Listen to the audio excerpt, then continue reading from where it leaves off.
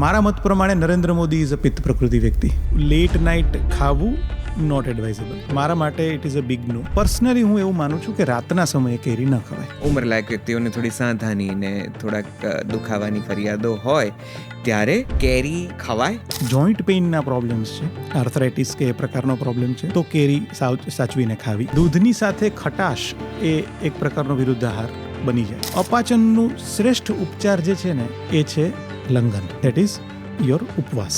મૂળ સ્વરૂપે બ્લોટિંગ એટલે શું? તો તમારું પેટ જે છે એ એકદમ તમને ભારે લાગે. કે ઘરગથ્થુ ઉપચારો કરવા જોઈએ. બહુ જ ગરમ હોય ને એ પ્રકારના ઉપચારો ન કરવા. જે તે દ્રવ્યની એટલે કે હળદર કે જીરું કે અજમો એની પ્રકૃતિ કઈ રીતે જાણવી. પિત્તવાળી વ્યક્તિની પાચન શક્તિ બહુ જ સારી હોય. પિત્ત પ્રકૃતિવાળી વ્યક્તિ લવ્સ ટુ લીડ.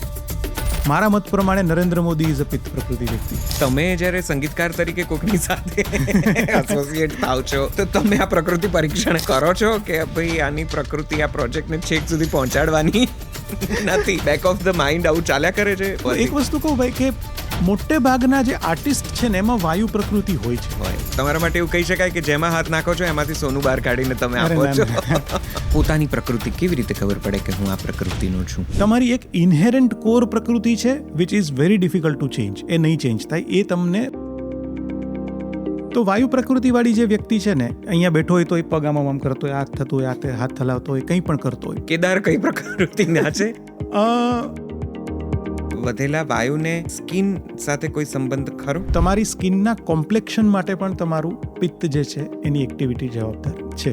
સીધો જ તડકો તમને લાગે અને મને તો કોઈ આવરણ નથી એટલે રસોડામાંથી મળતું કયું એવું દ્રવ્ય છે જે પ્રીબાયોટિકની ગરજ સારે છે? Coming back to roots. કડું કર્યા તો છેલ્લા 2000 વર્ષથી કદાચ આપણા હાઉસ હોલ્ડમાં લેવાય છે. અમને જ્યારે સ્ટ્રેસ અને એન્ઝાઇટી વધારે હોય છે ને ત્યારે તમારું પાચન તંત્ર વીક થાય જ છે. Regular walking is very necessary. તમારી ડાયટ અને તમારું લાઈફસ્ટાઈલ એ લાઈફ લોંગ તમારી સાથે રહેવાના છે. આયુર્વેદની દ્રષ્ટિએ પ્રમાણભૂત દિનચર્યા કઈ હોઈ શકે?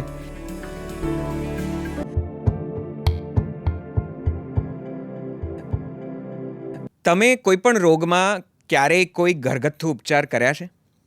સફળ રહ્યા છો? તમે તમારી દિનચર્યાને જાણો છો? તમે તમારા શરીરને જાણો છો? તમને તમારી પ્રકૃતિ વિશે ખ્યાલ ખરો? જો આ બધા સવાલોના જવાબ હામાં આવતા હોય તો ફરી એકવાર વિચારવું પડે એવો સરસ મજાનો આ સંવાદ તમારા માટે અમે પ્રસ્તુત કરી રહ્યા છીએ. આયુર્વેદ એ આમ આપણા રસોડાનું વિજ્ઞાન છે, આમ ઔષધશાસ્ત્ર છે અને વડીલોનું જ્ઞાન તો છે જ છે. આપણે તેને કઈ રીતે જોઈએ છીએ અને કઈ રીતે લઈએ છીએ તેની ઉપર બધો આધાર છે. આપણું સ્વાસ્થ્ય પણ આયુર્વેદ આધારિત આપણને એક ખૂબ ખુશખુશાલ જીવન આપી શકે છે.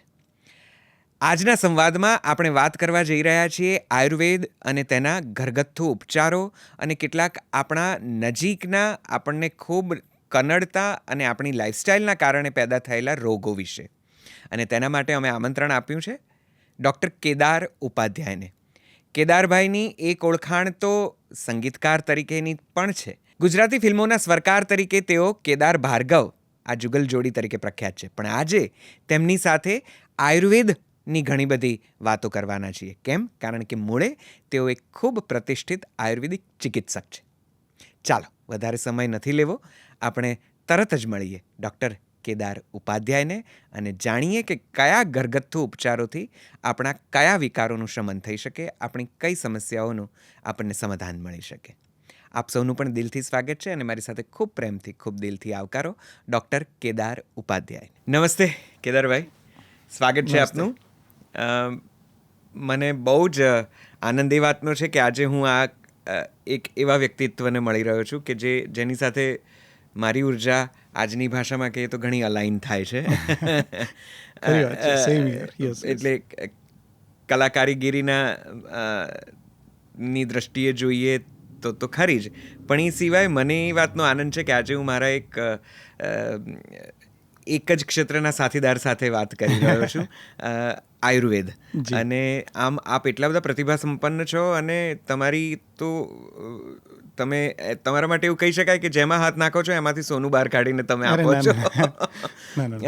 એટલે કેદાર ભાર્ગવમાંથી કેદાર આજે આપણી સાથે છે, ત્યારે એમની સાથે ફિલ્મો વિશે વાત કરવી કે ફિલ્મોના સંગીત વિશે વાત કરવી કે ગીત વિશે વાત કરવી કે સુગમ સંગીત કે કાવ્ય સંગીત કે ગુજરાતી સંગીતના વિવિધ તબક્કાઓ કે વિવિધ ગીતો વિશે વાત કરવી, એની સાથે સાથે એક તમારી પ્રતિભા જે છે આયુર્વેદ નિષ્ણાત તરીકેની, અને આપ આયુર્વેદના વિદ્યાર્થી છો, અને તમારા ખૂબ બધા વિડીયોઝ, તમારા ઘરગથ્થુ ઉપચારોના નાના નાના વિડીયોઝ અત્યારે લોકોમાં ખૂબ લોકપ્રિય છે અને લોકો એમાંથી ઘણું બધું ગાઈડન્સ મેળવે છે.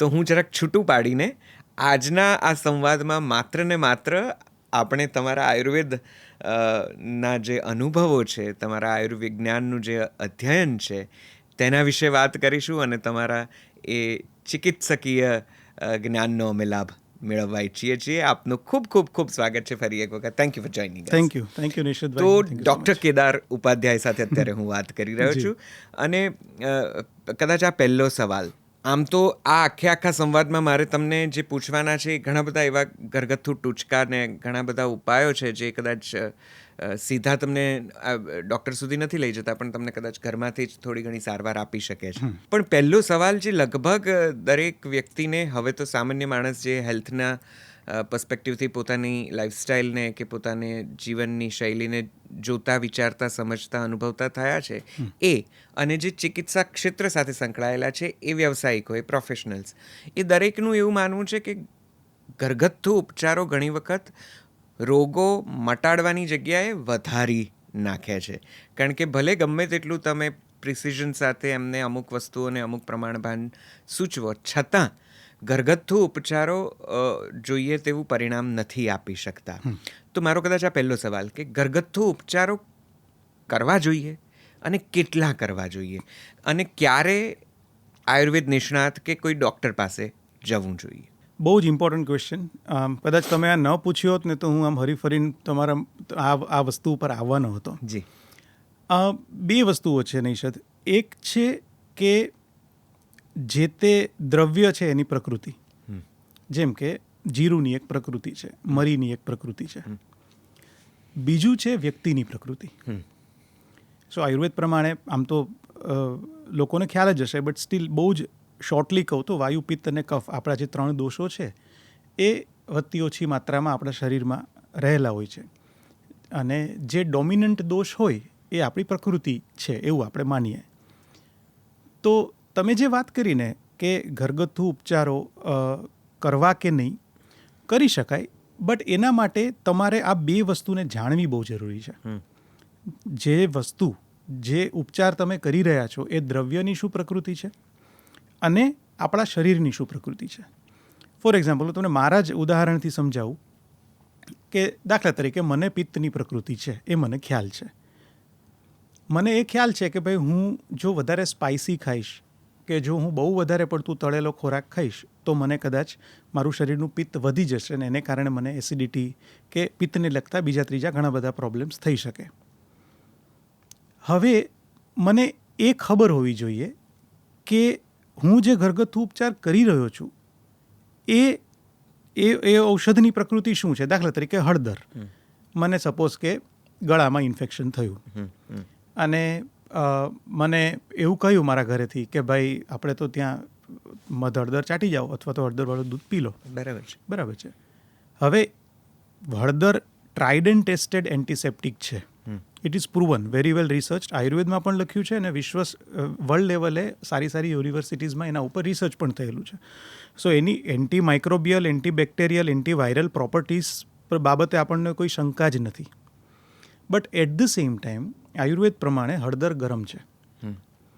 હવે જો મારી પિત્ત પ્રકૃતિ છે અને હું સારી એવી માત્રામાં હળદર મધ ચાટી જાઉં છું કે હળદરવાળું દૂધ લઉં છું, તો ધેર આર ચાન્સીસ કે એ મારું પિત્ત વધારી દે.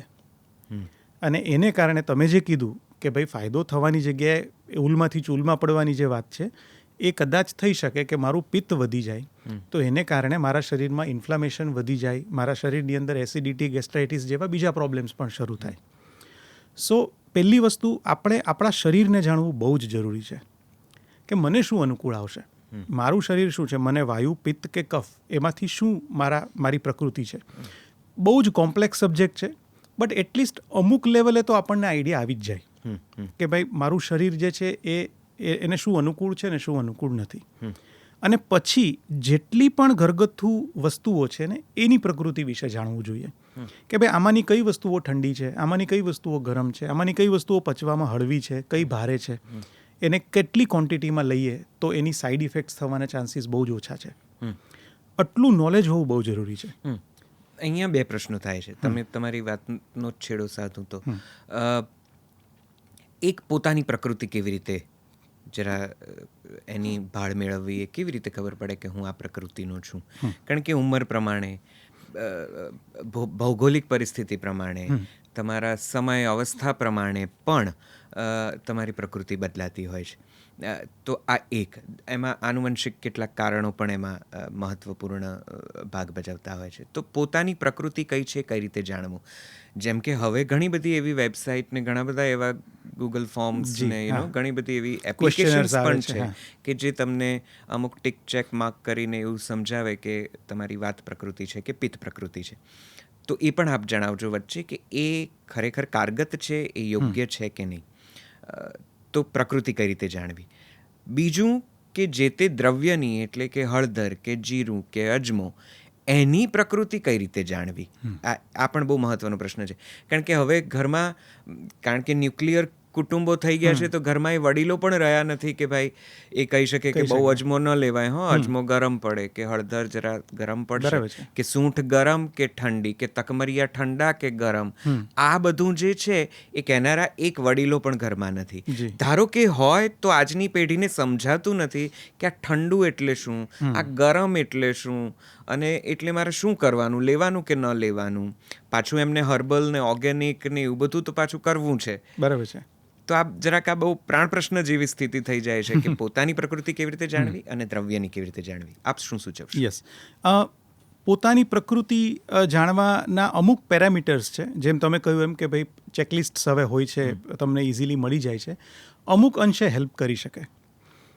બટ હું તમને અમુક એના એક્ઝામ્પલ્સ આપું જેથી આપણને આઈડિયા વધુ આવે. આયુર્વેદ પ્રમાણે વાયુ, પિત્ત અને કફ એ ત્રણેય પ્રકૃતિની અમુક કેરેક્ટરિસ્ટિક્સ છે.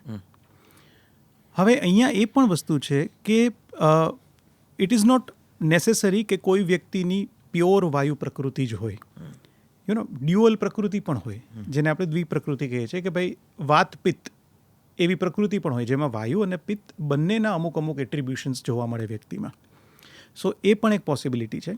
સો આપણે આપણી જાતે નક્કી કરવાનું છે. બટ હું એક્ઝામ્પલ આપું. દાખલા તરીકે વાયુ પ્રકૃતિ. તો વાયુ પ્રકૃતિવાળી જે વ્યક્તિ છે ને એ લીન એન્ડ થીન હોય છે. સૌથી પહેલાં તો એકદમ જ દુબળું પતળું વ્યક્તિત્વ જનરલી જોવા મળતું હોય છે. વાયુનો ગુણ જે છે એ આયુર્વેદ પ્રમાણે ચલ છે. બરાબર છે. વાયુ વૃક્ષ છે. વૃક્ષ એટલે ડ્રાય કરે વસ્તુઓને. બરાબર છે. એ સૂક્ષ્મ છે, એટલે નાની નાની જગ્યાએથી એ નીકળી જાય. હવે આ ત્રણ ગુણોને જો તમે પકડો ને તો તમને આઈડિયા આવી જાય. તમારી સ્કિન ડ્રાય હોવાની, તમારા હેર્સ ડ્રાય હોવાના, થોડા ઓછા હેર્સ હોવાના. બરાબર છે. તમારી આંખો પણ ડ્રાય હોવાની. જનરલી તમને ડ્રાયનેસને લગતા ઇશ્યુઝ વધારે જોવા મળે બોડીમાં. બરાબર છે. ચલ એટલે સતત વાયુ જે છે એ ચાલતો રહે છે. વાયુ પ્રધાન વ્યક્તિ મોટે ભાગે શાંતિથી એક જગ્યાએ ના બેસી રહે. અહીંયા બેઠો હોય તો એ પગ આમ કરતો હોય, હાથ થતો હોય, હાથ હલાવતો હોય, કંઈ પણ કરતો હોય. ટૂંકમાં વાયુ પ્રધાન વ્યક્તિ જે છે એ સતત કોઈને કોઈ મૂવમેન્ટમાં હોય છે. બરાબર છે. એની સાથે સાથે વાયુ પ્રધાન વ્યક્તિ જે છે ને એની સાયકોલોજી જો તપાસવામાં આવે તો એ બધી જગ્યાએ બહુ ફાસ્ટ હોય છે, ઇઝીલી ઇન્ફ્લુઅન્સમાં આવી જાય છે. But at the same time એ કેરી નથી કરી શકતી. આ એની બહુ જ બેઝિક ટ્રેટ છે. આઈડિયાઝ ઢગલો હોય, બટ એ આઈડિયાને છેક આગાઝ કો અંજામ તક પહોંચાના वो नहीं हो सकता મોસ્ટ ઓફ ધ કેસીસ. એવું બને કે તમે અત્યારે કોઈ વાયુ પ્રધાન વ્યક્તિને કંઈક કહો કે કેદાર આપણે આજે આ કરી નાખવું છે, ઓહ જોરદાર નિષદભાઈ કરી જ નાખીએ ચલો, તરત જોડાઈ જાય. બટ પછી એને તમારે એક લેવલ પર પહોંચાડવું છે કે ભાઈ આપણે 6 મહિને અહીંયા પહોંચવાનું છે, એના માટે આમ આમ આમ આમ આમ, તો એ 6 મહિના ટકી રહેશે કે નહીં, that is a big question mark. બરાબર છે. સો આ બધા વાયુ પ્રધાન વ્યક્તિના ટ્રેટ્સ છે. ટૂંકમાં કહું ને તો થોડુંક આમ સ્થિર ન હોય એ પ્રકારનું વ્યક્તિત્વ તમને ચંચળ જોવા મળે, વ્યક્તિત્વ ચંચળ વ્યક્તિત્વ જોવા મળે, એ પ્રકારનું વ્યક્તિત્વ વાયુ પ્રધાન વ્યક્તિનું હોય. હવે તમે જ્યારે તમારી બોડીને અસેસ કરો ત્યારે તમને આઈડિયા આવે કે ભાઈ આમાંનું કંઈ છે, આ સિવાય બહુ જ બધું છે, બટ એટલીસ્ટ આ તો છે જ. પિત્ત heating energy of our body, pure. વાયુ કરતાં થોડું એ વ્યક્તિનો બાંધો થોડો ઠીકઠાક હોય, બેલેન્સ્ડ કહી શકાય. વાયુવાળી વ્યક્તિને વજન વધારવું હોય ને તો થોડું અઘરું પડે, બટ પિત્તવાળી વ્યક્તિનું બેલેન્સ્ડ બોડી હોય એટલે એમને જો વજન વધારવું હોય તો વધારી બી શકે, એને જો ઘટાડવું હોય તો એ ઘટાડી બી શકે. બરાબર છે. પિત્તવાળી વ્યક્તિની પાચન શક્તિ બહુ જ સારી હોય, વાયુ પ્રધાન વ્યક્તિની થોડી ડામાડોળ હોઈ શકે. પિત્તવાળી વ્યક્તિ જે ખાય એ સરસ પાચન થાય, ભૂખ બહુ જ સરસ લાગે, પાચન બહુ જ સરસ થાય. એ વ્યક્તિ કેરિઝમેટિક હોય, આભા હોય એ વ્યક્તિની અંદર, એની સ્કિન શાઇની હોય, થોડી પિંકિશ રેડિશ પ્રકારની સ્કિન હોય, લશ્ચરસ હોય, એક કોન્ફિડન્ટ વ્યક્તિ હોય, એ બોલે તો એનું એક આમ વજન પડે એ પ્રકારનું હોય. લીડરશિપ ક્વોલિટી ભયંકર હોય. ઇનફેક્ટ પિત્ત પ્રકૃતિવાળી વ્યક્તિ લવ્સ ટુ લીડ. એ વ્યક્તિ જાતે બહુ બધા લોકોને હેલ્પ કરે, ગાઈડ કરે એ પ્રકારની વ્યક્તિ હોય. મારા મત પ્રમાણે નરેન્દ્ર મોદી ઇઝ અ પિત્ત પ્રકૃતિ વ્યક્તિ. હું જ્યારે આ બધું બોલું છું ત્યારે તમે એમને ઇમેજિન કરો એઝ એ પર્સનાલિટી, તો કદાચ આ બધું એનામાં આવે. ફિયર્સ વ્યક્તિત્વ છે, વાકછટા બહુ જ સુંદર હોય, બહુ જ કોન્ફિડન્ટલી વાત કરે, બહુ જ ક્લિયર હોય પોતાના વિઝનમાં. ખાલી પિત્ત પ્રકૃતિવાળી વ્યક્તિનો અપ્રોચ જે છે ને એ અગ્રેસિવ હોય થોડો. એની સામે જ્યારે એ પિત્ત તમારું ઇમ્બેલેન્સ થાય ત્યારે એની જે ફ્લિપ સાઇડ જો આપણે જોઈએ, અત્યારે જે જોઈએ આપણે નોર્મલ સાઇડ જોઈએ કે આ પ્રકૃતિ છે, હવે એ જો વિકૃતિમાં કન્વર્ટ થાય તો એ જ વસ્તુ પછી આગળ જતાં એ વ્યક્તિનો ગુસ્સો વધી જાય, એ વ્યક્તિ કોઈની સાથે બહુ જ જલ્દીથી સંબંધ બગાડી નાખે, કે કોઈના ઉપર અટેક કરી દે, કે કોઈ વ્યક્તિની સાથે એ ન બોલવાનું બોલી દે, એ પ્રકારનું વર્તન થઈ શકે. એ વ્યક્તિને સ્કિન ડિસીઝ થઈ શકે, એ વ્યક્તિને રક્ત વિકૃતિઓ બધી થઈ શકે, અને પિત્ત વધવાને કારણે જે પ્રોબ્લેમ્સ થતા હોય, એસિડિટી, ગેસ્ટ્રાઇટિસ, એ બધા થાય. સો ધીસ ઇઝ પિત્ત. હવે again we have to assess hour body કે આમાંથી મને કંઈ થઈ રહ્યું છે. ફોર એક્ઝામ્પલ, ફ્રિકવન્ટલી મને જો એસિડિટી થતી હોય ને તો હું એવું માની શકું કે મારી અંદર પિત્તનું ઇમ્બેલેન્સ છે. કરેક્ટ. ઘણા લોકોને એવું બને કે થોડુંક પણ જો સ્પાઇસી ખવાઈ ગયું તો તરત એમને એસિડિટીનો પ્રોબ્લેમ થઈ જાય, કે રિફ્લક્સનો પ્રોબ્લેમ થઈ જાય. તો એવું માનવાનું કે તમારી અંદર પિત્તનું ઇમ્બેલેન્સ છે. બરાબર છે. તો એટલીસ્ટ એટલી તો આપણને સમજણ પડે છે કે ભાઈ આપણને ગરમ ઉપચાર કરવા અનુકૂળ નહીં આવે. બરાબર છે. બરાબર. હવે આવીએ કફ ઉપર. ઓકે. કફવાળી વ્યક્તિ જે છે ને એ ધીર ગંભીર વ્યક્તિ છે. થોડું બાંધામાં પિત્ત કરતાં પણ વધારે થોડું માંસલ અને થોડું વધારે બોડી હોય. ધીર ગંભીર વ્યક્તિ છે, શાંત છે, સ્થિર છે, વેરી મચ ક્લિયર છે. એ જે બોલે છે એનું વજન પડે છે. આમ જોવા જઈએ ને તો કફ અને પિત્ત બંને એકબીજાની ઓપોઝિટ છે. પિત્ત જે છે એ હીટિંગ એનર્જી છે અને કફ કુલિંગ એનર્જી છે. બટ અટ્રીબ્યુટ્સ વાઇઝ તમે જુઓ ને તો કફવાળી વ્યક્તિ પણ એકદમ ક્લિયર છે, કફવાળી વ્યક્તિ પણ એકદમ જ સિરિયસ છે, સિન્સિયર છે. એ બોલે તો એનું વજન પડે છે, એનું વિઝન પણ ક્લિયર છે. એક વસ્તુ જો એ વિચારી લે તો એ છેક પૂરું કરીને જ ઊભી થાય છે, વાયુથી ઓપોઝિટમાં. બરાબર છે. સો આ કફના લક્ષણો છે. હવે જે અડધી વસ્તુ છે કે હું પર્સનલી નરેન્દ્ર મોદીને પિત્ત કફ પ્રધાન જોઉં છું. જે હું ડ્યુઅલ પ્રકૃતિની વાત કરું છું ને એ છે. આઈ માઇટ બી રોંગ, હું ખોટો બી હોઈ શકું, બટ જ્યારે તમે કોઈ વ્યક્તિને દૂરથી, એટલે મને એવી ટેવ છે કે ભાઈ કોઈ વ્યક્તિ સાથે કોઈ વ્યક્તિને વધારે સમય સુધી આપણે ઓબ્ઝર્વ કરીએ ને તો આપણને થોડો અંદાજો આવે કે આ વ્યક્તિની મૂળ પ્રકૃતિ શું હોઈ શકે. બરાબર છે. તો એના ઉપરથી હું અંદાજો લગાવું છું. બટ કારણ કે એમનામાં એ ધીર ગાંભીર્ય પણ છે. જી. એક જે વસ્તુ છે જે કોઈ પણ લીડરમાં હોઈ શકે, કે કોઈ એક વસ્તુ શરૂ કરે તો એને કઈ રીતે પૂરી કરવી, એની પાછળની શું સ્ટ્રેટેજી હોઈ શકે, એની પાછળના શું સ્ટેપ્સ હોઈ શકે, that he knows very well, or for that matter any good leader knows very well.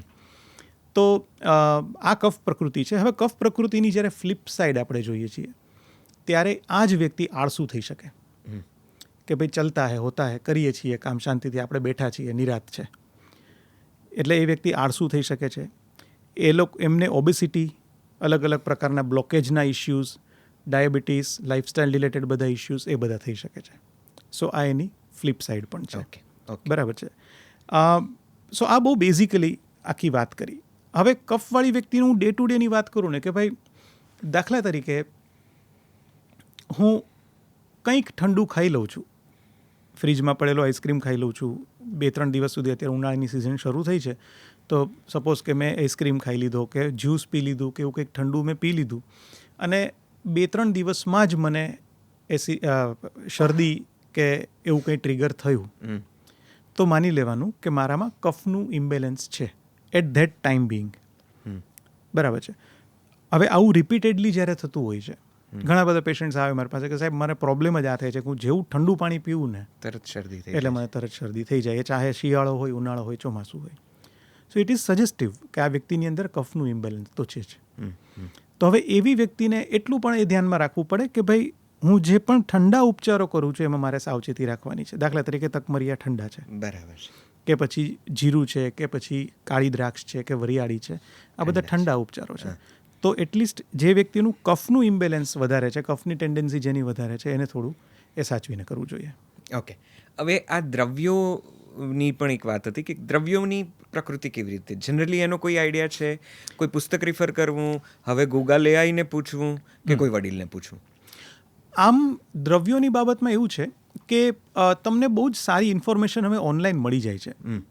એટલે તમે ડેફિનેટલી એઆઈની મદદથી, કે એવા અમુક પુસ્તકો પણ છે. દાખલા તરીકે આયુર્વેદમાં અમુક એવા નિઘંટુ આપણે જેને કહીએ છીએ, નિઘંટુ ઇઝ કે કલેક્શન ઓફ હર્બ્સ. બરાબર. એની ડિટેલમાં માહિતી હોય. જી. એટલે just for the sec of knowledge, કારણ કે હવે ધીમે ધીમે લોકોને નવું નવું જાણવાની બહુ જ ઈચ્છા થતી હોય છે. તો તમારે જો એ જાણવું છે કે ભાઈ મારે આ વનસ્પતિ વિશે માહિતી મેળવવી છે, કે ફોર એક્ઝામ્પલ જીરું છે તો મારે જીરું વિશે ડિટેલમાં વાંચવું છે, તો એના માટે આવા નિઘંટુના પુસ્તકો અવેલેબલ છે. દ્રવ્યગુણ વિજ્ઞાન આપણે જે આયુર્વેદમાં કહીએ, ઇટ ઇઝ ઓલ અબાઉટ હર્બ્સને એના એટ્રીબ્યુટ્સ વિશેની વાતો છે. તો એમાંથી વાંચી શકાય છે. અધરવાઇઝ ઓનલાઈન અમુક એવા રિલાયેબલ, આયુર્વેદની એવી ઘણી બધા રિલાયેબલ રિસોર્સિસ છે કે જેમાં બહુ જ ડિટેલમાં માહિતી મળે છે. અને એ તો રહેવાના જ છે. ધારો કે હળદર ગરમ છે તો છે, જીરું ઠંડુ છે તો છે, તો એક વખત તમને એની માહિતી મળી જશે ને, બરાબર છે, પછી આપણને ખ્યાલ આવી જશે. બરાબર છે. એટલે આમ તમે કાં તો કોઈ ઘરનું વડીલ કહેતું હોય તો એનું માનો, અથવા તો આજકાલ જે પ્રકારે ઇન્ટરનેટ પર જે રિલાયેબલ રિસોર્સિસ માહિતી છે એને ઉપલબ્ધ ગણીને તમે આગળ વધી શકો છો. મને તો વચ્ચે એવો સવાલ આવી ગયો મનમાં, એ પૂછી લઉં એવું મને મન થાય છે, એટલે મને રોકાતું નથી. તમે જ્યારે સંગીતકાર તરીકે કોઈકની સાથે એસોસિએટ થાવ છો, કોઈ ક્લાયન્ટ આવે છે, કે ઇવન તમારા પાર્ટનર કેદાર, તો તમે આ પ્રકૃતિ પરીક્ષણ કર્યું તું કરો છો કે ભાઈ આની પ્રકૃતિ આ પ્રોજેક્ટને છેક સુધી પહોંચાડવાની નથી, તો કાં તો આપણે પહેલું પેમેન્ટ લઈ લો, અથવા તો આની સાથે બહુ દાવા દલીલ કરવા જેવા નથી, કારણ કે આ ગમે ત્યારે છાકીને ઊભા થઈ શકે એમ છે. આવું આમ બેક ઓફ ધ માઇન્ડ આવું ચાલ્યા કરે છે. ચાલે ભાઈ, ચાલે. પણ એક વસ્તુ કહું ભાઈ, કે મોટે ભાગના જે આર્ટિસ્ટ છે ને એમાં વાયુ પ્રકૃતિ હોય છે. હોય જ છે, કારણ કે આર્ટિસ્ટ્સ આર ક્રિએટિવ, અને creativity comes with imagination. Correct. So એ જે આમ બાઉન્ડ્રીઝ ખોલી દેવાની જે વાત છે ને, એ વાત વાયુ વગર શક્ય નથી. એટલે, અને હું અગેન એ કહું છું, આયુર્વેદ પ્રમાણે એવું કહ્યું છે કે ભાઈ વાયુ પ્રકૃતિને નિકૃષ્ટ પ્રકૃતિ કહી છે. સો એ ત્રણેય પ્રકૃતિની કમ્પેરિઝનમાં એ રિલેટિવલી લોઅર સાઈડ પર આવે, પિત્ત મિડ પર આવે, અને કફ બેસ્ટ છે એવું કહ્યું છે. But that is a comparative analysis. It doesn't mean કે વાયુવાળી પ્રકૃતિ જે માણસ ખરાબ છે કે એ પ્રકારનું કંઈ. બટ હું એને અધરવાઇઝ બી જોઉં છું ભાઈ, કે વાયુ તમને બહુ અલગ પ્રકારની ફ્રીડમ આપે છે. રાઈટ. તમને વિચારવા માટેની એક સમૃદ્ધિ આપે છે. તમે કંઈક, ઘણી વખત આપણે એવું નથી કહેતા કે યાર આપણે તો આવું વિચારી જ નથી શકતા, આ માણસ આવું કેવી રીતે વિચારી લે એમ. કોઈક વખત આપણે બેઠા હોય ને કોઈ એક માણસ નવો આઈડિયા સજેસ્ટ કરે, આપણને એકદમ એમ થઈ જાય કે યાર ગજબ, એમ આવું કેવી રીતે. સો એ કદાચ એની એ વાયુ પ્રકૃતિનું એટ્રીબ્યુશન એમાં હોય. અને નેચરલી, કારણ કે વાયુ જે છે એ આપણા માઇન્ડને ગવર્ન કરે છે. રાઈટ. આપણી નર્વસ સિસ્ટમને પણ વાયુ ગવર્ન કરે છે. એટલા માટે વિચાર માટે પણ વાયુ જવાબદાર છે જ. Right. હવે એ વાયુ જ્યારે અગેન ફ્લિપ સાઇડમાં આવે છે, જ્યારે એની વિકૃતિ બને છે, ત્યારે એ વિચાર વાયુમાં કન્વર્ટ થઈ જાય, બરાબર છે. કે જેમાં પછી ઓવરથિંકિંગને કારણે સ્ટ્રેસ, એન્ઝાયટી, બીજી ત્રીજી વસ્તુઓ આવતી હોય છે. બરાબર છે. એટલે અને આમાં છે ને નૈષદ, મેં એવું ઓબ્ઝર્વ કર્યું છે, અગેન હું સાચો જ છું એવું નહીં કહું, બટ અત્યારના ટાઈમમાં મોટાભાગના લોકોની છે ને મિશ્ર પ્રકૃતિ વધારે છે, જી. Due to many things. તમારી એક ઇન્હેરન્ટ કોર પ્રકૃતિ છે which is very difficult to change, એ નહીં ચેન્જ થાય, એ તમને વારસામાં મળેલી પ્રકૃતિ છે. પણ એ સિવાય જેમ તમે વાત કરી એ પ્રમાણે કે બહુ જ બધા એટ્રીબ્યુશન્સ છે આજુબાજુમાં. તમારું પોતાનું સ્ટેટ ઓફ માઇન્ડ પણ અલગ અલગ દિવસે અલગ અલગ રીતે બિહેવ કરતું હોય છે.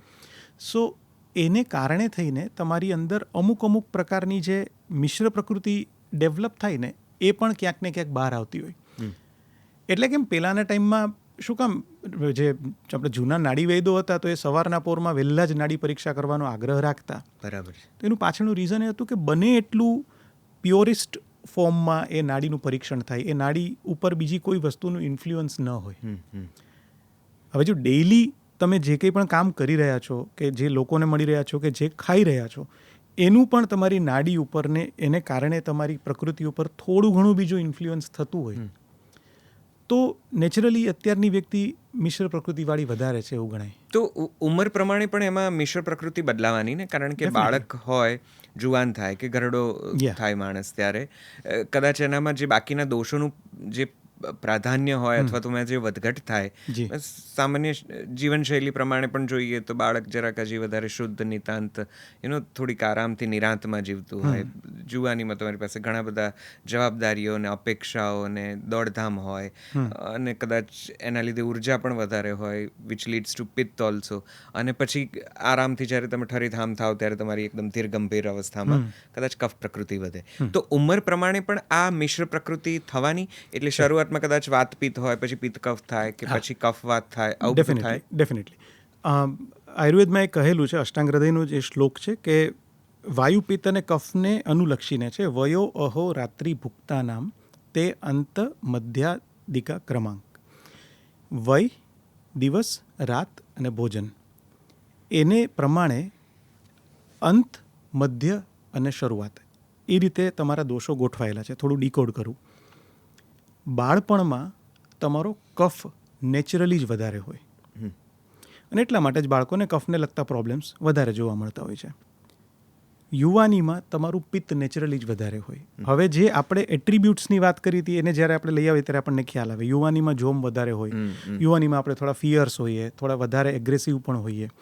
સો એ પિત્તના એટ્રીબ્યુટ્સ તમને ત્યારે જોવા મળે. અને વૃદ્ધાવસ્થામાં તમારું વાયુ વધારે હોય. Now that is the natural tendency, જે વયને કારણે તમારી શરીરની અંદર પ્રકૃતિમાં થતા ચેન્જીસ છે. સો એટલા માટે જ વૃદ્ધાવસ્થાના જે કંઈ પણ રોગો છે ને, એમાં મોટે ભાગે વાયુ જવાબદાર છે.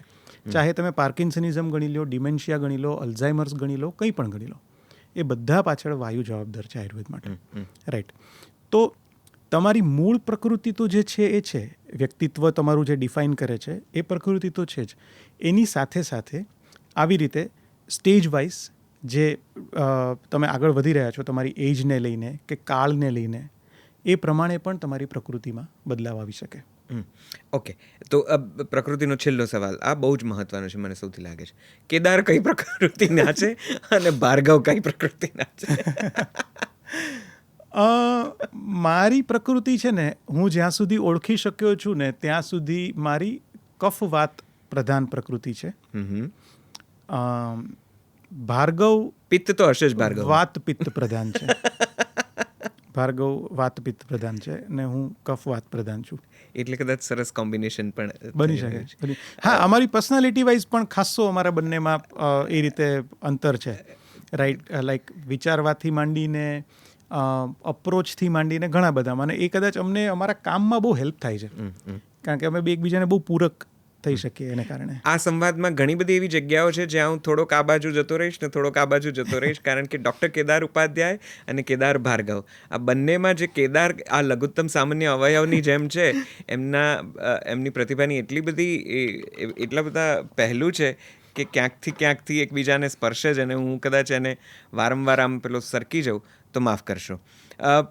તો પ્રકૃતિ આપણે જાણી, આપણે થોડું ઘણું દ્રવ્ય વિશે પણ જાણ્યું.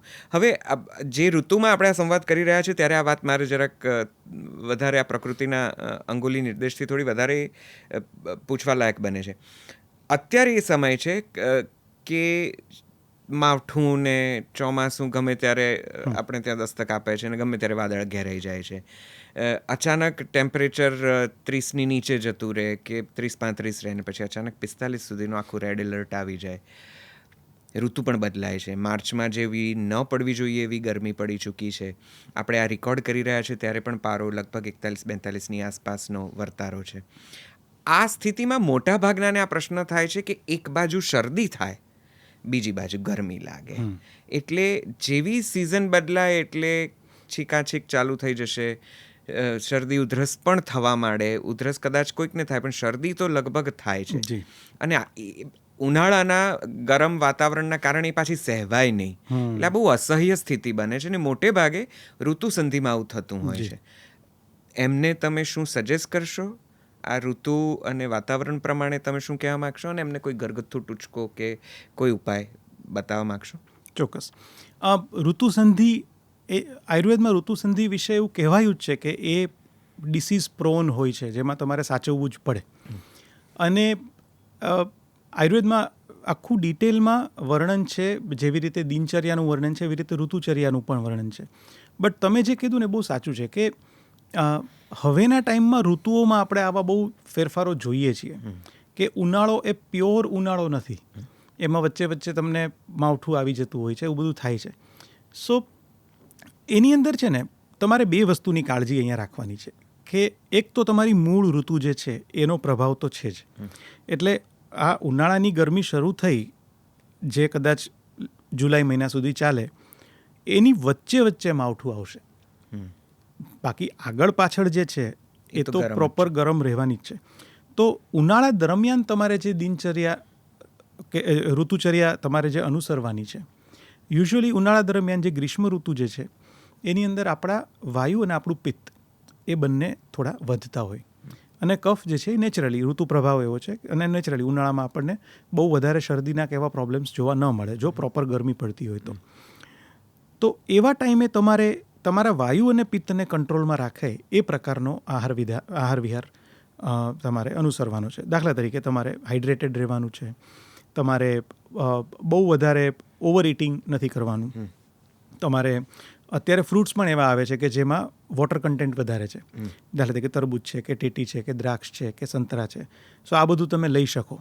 તરબૂચ થોડું ગરમ છે બટ અધરવાઇઝ આ બધા ફ્રૂટ્સ એવા છે કે જો તમારી પ્રકૃતિને અનુકૂળ આવે તો તમે લઈ શકો. These are seasonal fruits. બરાબર છે. અને એની સાથે સાથે તમારે જે રૂટીનમાં તમારું લાઇફસ્ટાઇલ રિલેટેડ વસ્તુઓ છે, જેમાં તમે તમારી એક્સરસાઇઝ આવી ગઈ કે તમે તમારું સમયસર જમવાનું, સમયસર ઊંઘવાનું આવી ગયું, એ તમે બધું કન્ટિન્યુ કરો.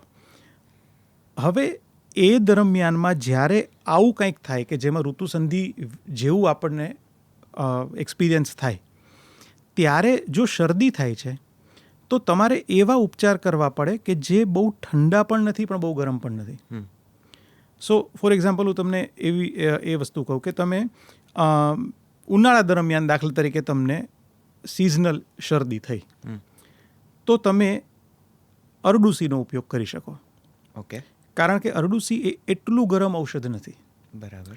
But at the same time એ તમારા કફને પણ કંટ્રોલ કરે છે. બરાબર. અલબત્ત ડૉક્ટરની સલાહ પ્રમાણે નો સેલ્ફ મેડિકેશન હું ક્યારેય સજેસ્ટ નહીં કરું. બટ અરડુસી એક એવું ઔષધ છે, તમને કદાચ યાદ બી હોય કારણ કે મેં તો બહુ પીધી છે નાનપણમાં. આપણે લગભગ ઘરના ફળીએ અરડુસી વવાયેલી જ હોય અને આપણને કંઈક નાનું મોટું થયું એટલે તરત આપણે અરડુસીના પાનનો રસ પી લેતા હોઈએ. બરાબર છે. તો અરડુસી એક એવું ઔષધ છે. જેઠીમધ એક એવું ઔષધ છે. સો આનો તમે તમારા આયુર્વેદિક ડૉક્ટરની સલાહ પ્રમાણે ઉપયોગ કરી શકો. ઘરગથ્થુ ઉપચારોની જો વાત કરું ને તો બહુ જ ગરમ હોય ને એ પ્રકારના ઉપચારો ન કરવા. જનરલી આપણને કેવી ટેવ હોય કે ભાઈ આપણને શરદી થઈ છે તો આપણે સીધું અજમો અને ગોળ ને જે પ્રોપર ગરમ ઉપચારો છે એની કે પછી આપણે એકદમ જ તાત્કાલિક નીલગિરીના તેલનું નાશ લેવા માંડીએ અને બધું કરીએ. એની બદલે થોડો બેલેન્સ્ડ અપ્રોચ રાખવો. દાખલા તરીકે ગોળ અને જીરું એ બંનેને મિક્સ કરીને ગોળી બનાવવાની અને એમાં થોડો અજમો એડ કરવાનો. સો જીરું જે છે એક એન્ટીડોટ તરીકે કામ કરશે. બરાબર. સો એની ગોળી જે છે એ તમે 1 કે 2 ગોળી દિવસમાં તમે ચૂસી શકો. જેથી તમારો કફ જે છે એ પણ ધીમે ધીમે કપાશે.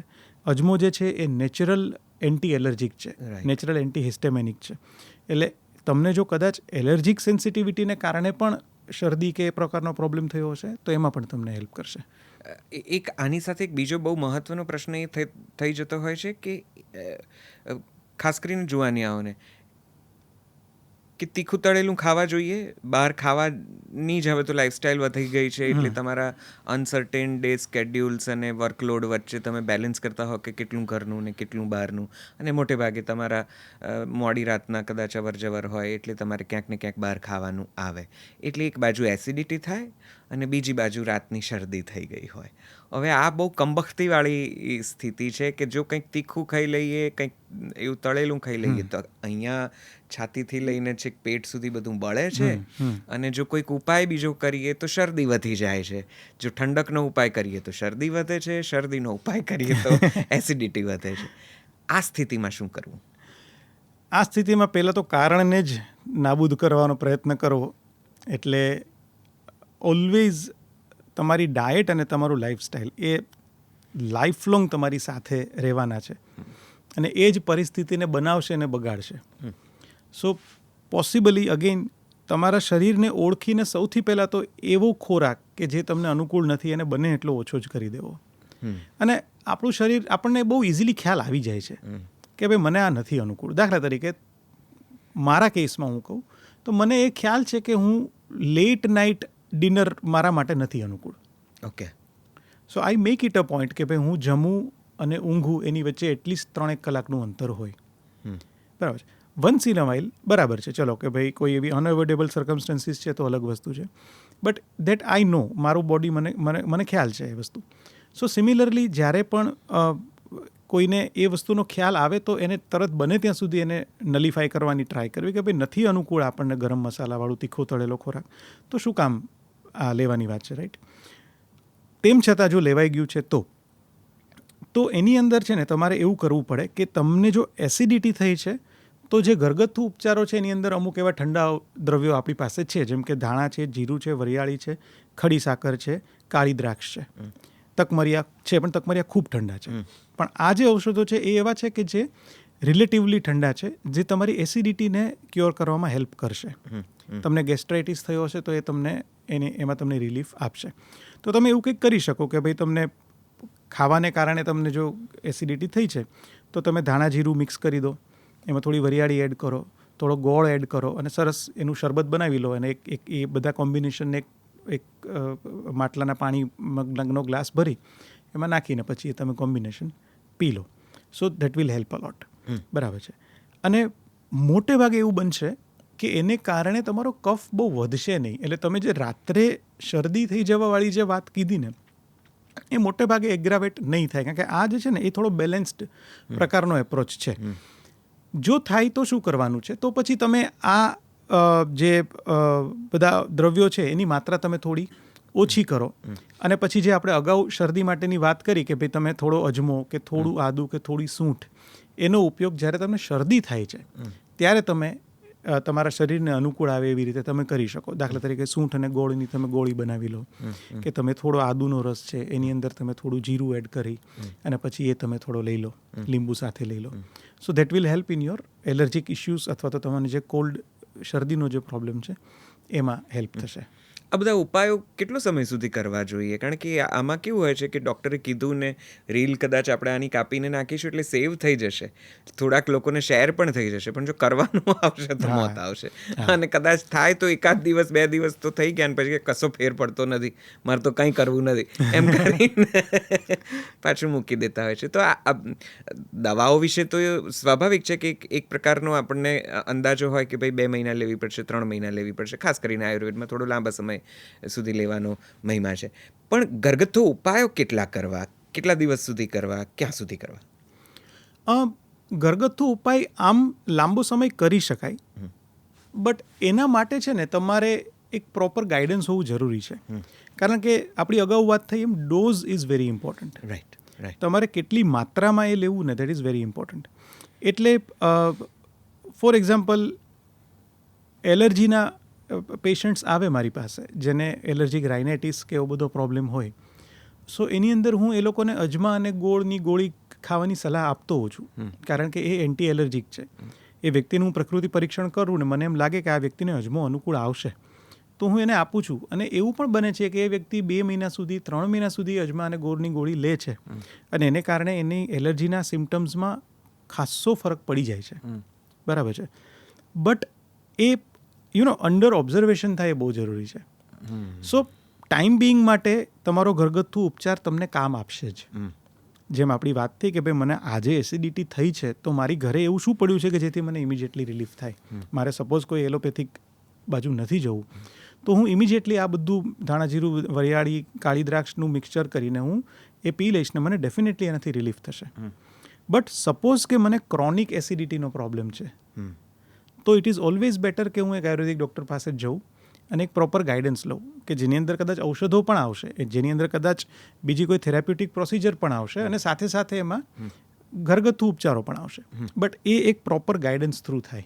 ઓકે, આ સિઝનની વાત નીકળી છે તો એક ફળનો અતિશય મહિમા છે. જરાક તમે એના વિશે પણ અમને કહો. અને એટલું બધું આપણું લોકપ્રિય અને અંગત રીતે પણ દરેકને મોટે ભાગે પ્રિય એવું ફળ કેરી. ઉનાળામાં આ બધી સમસ્યાઓ વચ્ચે એક બાજુ એસિડિટી થતી હોય, ક્યારેક આ સિઝન બદલાવાના સિમ્ટમ્સમાં તમને શરદી ખાંસી ઉધરસ જેવું કંઈક થતું હોય અને ઉંમરલાયક વ્યક્તિઓને થોડી સાંધાની ને થોડાક દુખાવાની ફરિયાદો હોય ત્યારે કેરી ખવાય? કેવી રીતે ખવાય? કેટલી ખવાય? અને ક્યારે ખવાય? કારણ કે એક સમય હતો જ્યારે વડીલો ટેટીની સિઝન પૂરી થાય પછી જ કેરી ખાવાનું પ્રિફર કરતા હતા. અને હવે તો લગભગ માર્ચના શરૂઆતના સપ્તાહોમાં જ બજારમાં કેરી આવવા માંડે છે. એની પકવવાની રીતો પણ બદલાઈ ગઈ છે.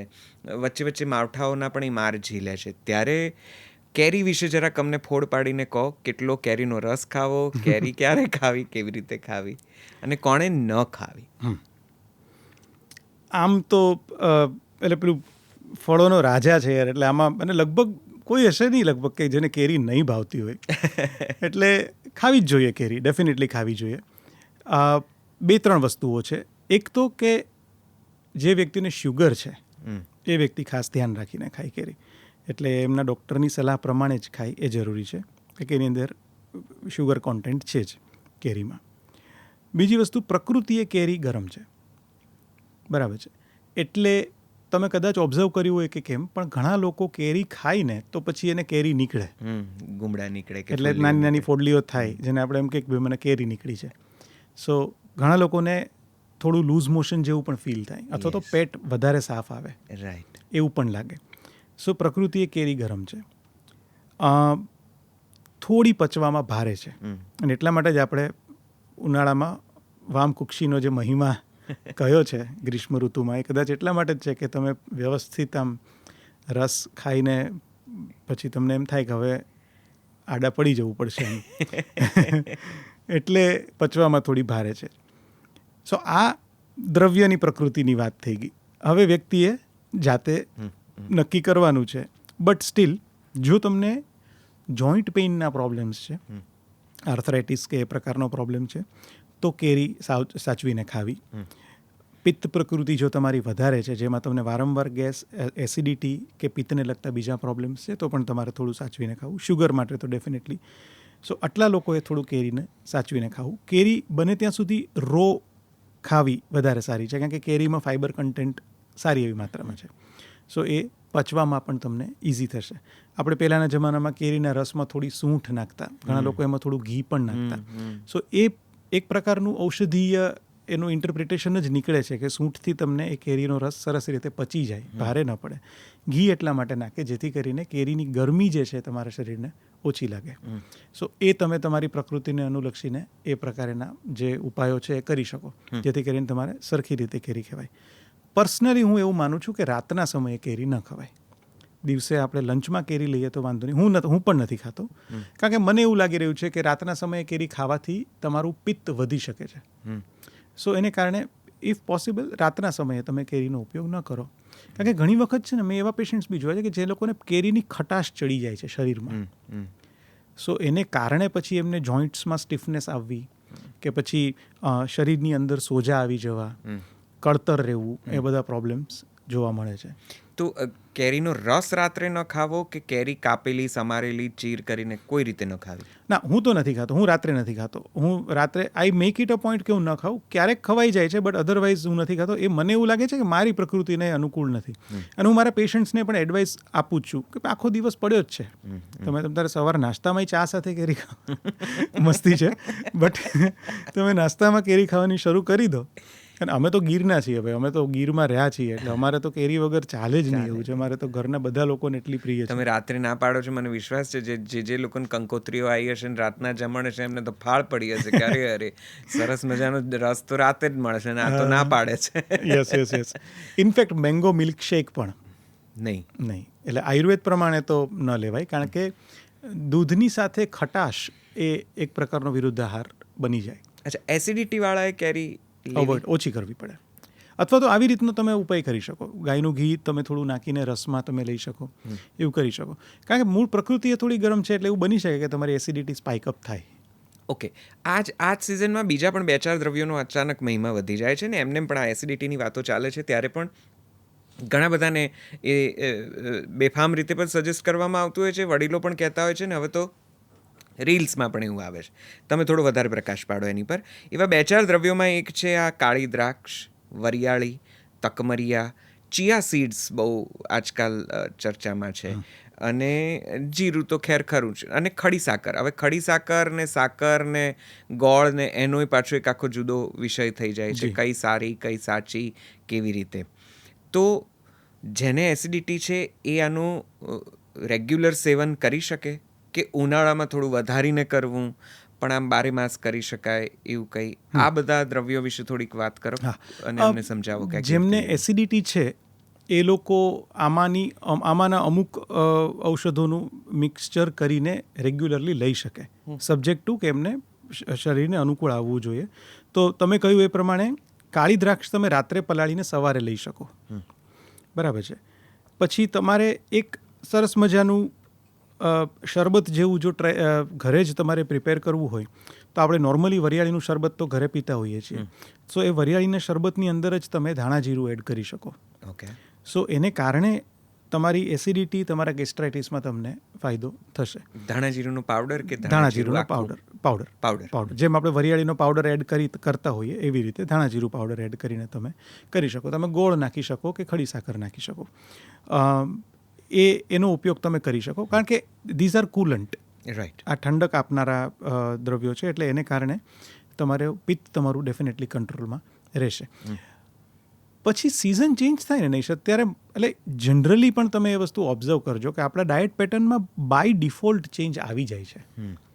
દાખલા તરીકે મેં યુઝ્યુઅલી એવું જોયું છે કે વી ડોન્ટ પ્રિફર એકદમ જ્યારે ઠંડી પડતી હોય ત્યારે આવા પ્રકારના ઠંડા દ્રવ્યોના ડ્રિંક્સ આપણે પ્રિફર નથી કરતા, અને શરીરને પણ કોઈ એવી શરીરને પણ એ ઈચ્છા નથી થતી. સો એ એક પ્રકારની જે શરીરની એડેપ્ટેબિલિટી જે છે ને એ જ ઘણે ખરે અંશે આપણને ગાઈડ કરી દે છે. સો અત્યારે આ ટાઈમ છે કે જેમાં આપણે લોકો હાઇડ્રેટેડ રહેવા માટે ઇન જનરલ પાણી અને વોટરી સબસ્ટન્સીસનો ઉપયોગ વધારે કરીએ, જેમાં ફ્રૂટ્સ પણ આવી ગયા, જેમાં આ પ્રકારના શરબત ને એવું બધું પણ આવી ગયું. તો જેને આમ સામાન્ય રીતે જ એસિડિટી રહે છે, સિઝન કે વિધાઉટ કોઈ પર્ટિક્યુલર સિઝન, જેને હંમેશા જ એસિડિટીનો લગભગ પ્રશ્ન છે કે કંઈ પણ ખાય, થોડુંક પણ મરચું કે તીખું તળેલું જાય તો એને છાતી પેટમાં બળતરા થવા માંડે છે, એમણે આ દ્રવ્યો રોજ લેવાય? એનો કોઈ ઘરગથ્થુ ઉપચાર કોઈ એમને લેવું જોઈએ? એમના માટેની 3 પોઈન્ટ ગાઈડલાઇન્સ છે. પહેલું તો ઇફ યુ નો કે મને જો ગરમ મસાલો કે તીખું તળેલું ખાઉં છું તો એસિડિટી થાય છે, તેનો ઉપયોગ ઓછો કરી દેવો સાવ. બીજી વસ્તુ, ધાણા જીરું, વરિયાળી, ખડી સાકર, કાળી દ્રાક્ષ, આ 4 વસ્તુનો ઉપયોગ તમારા શરીરની પ્રકૃતિ પ્રમાણે તમે કરી શકો. એ તમારી એસિડિટી ઓછી કરવામાં હેલ્પ કરશે. ત્રીજી વસ્તુ, regular walking is very necessary. તમારા બોડીને થોડું એક્ટિવ રાખવું બહુ જ જરૂરી છે. જો તમે જમ્યા પછી સૂવાની ટેવ હશે તો તમારું ગેસ્ટ્રાઇટિસ વધશે, તમારી એસિડિટી વધશે. એટલે daily make it a point કે તમે અમુક વોક કરો અથવા તો જોગિંગ કરો, સાયકલિંગ કરો, તમારું શરીર તમને જે રીતે અલાઉ કરે એ પ્રમાણે, પણ એ થોડી એક્સરસાઇઝ જરૂરી છે. સો આ 3 વસ્તુ જો પ્રોપર ફોલો કરશો, જેમાં તમે તમારા ડાયટ ઉપર ફોકસ કરી લીધું કે ભાઈ મને આટલી વસ્તુઓ અનુકૂળ નથી તો એનો ઉપયોગ ઓછો કરી દઉં, આવા દ્રવ્યો કે જે તમને હેલ્પ કરશે, ધાણા જીરું છે, ખડી સાકર છે, વરિયાળી છે, જરૂર પડે તો તકમરિયા છે, સો એ તમે એડ કર્યા અને સાથે સાથે તમે તમારી લાઈફસ્ટાઈલમાં આટલો ચેન્જ કર્યો કે દિવસે સૂવાનું ટાળ્યું અને તમે થોડું વોકિંગ શરૂ કર્યું. તો એટલા માટે કદાચ આ તમે કહો છો આ પ્રકારની આ શૈલીમાં જીવન જીવાતું ઉનાળામાં વધારે માલુમ પડે છે.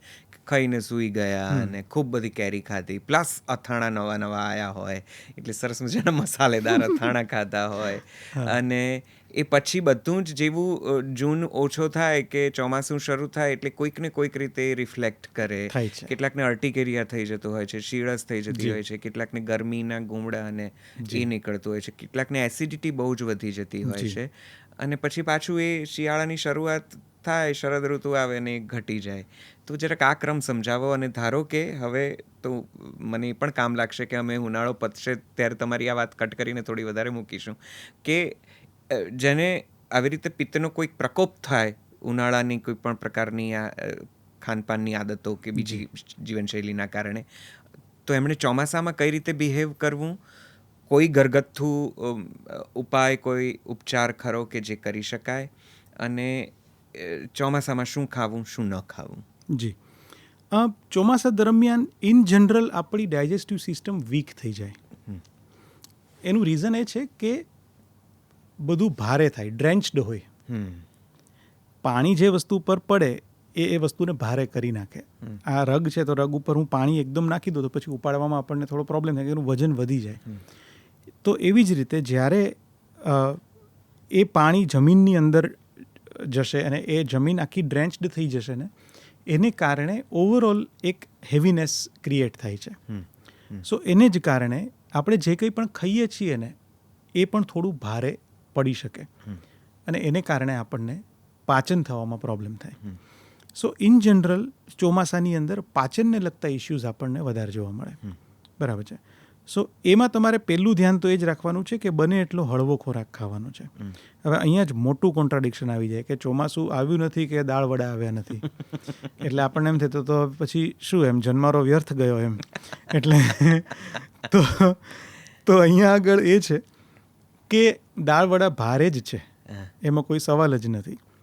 બટ અગેન માત્રા that plays a very big role. કે તમે જ્યારે પણ આવો કોઈ ભારે ખોરાક ખાઓ છો ત્યારે you make it a point કે તમે એ ખાઓ છો પછી તમારા શરીરને પ્રોપર સમય આપો છો એને પચવા માટેનો. અને તમને એ પણ ખ્યાલ હોવો જોઈએ કે ભાઈ દાળ વડા પોતે ખૂબ ભારે છે પચવામાં, તો તમે એને એટલી જ ક્વોન્ટિટીમાં ખાઓ કે જે તમારા શરીરને એ પ્રોપરલી એને પચાવી શકે. રાઈટ.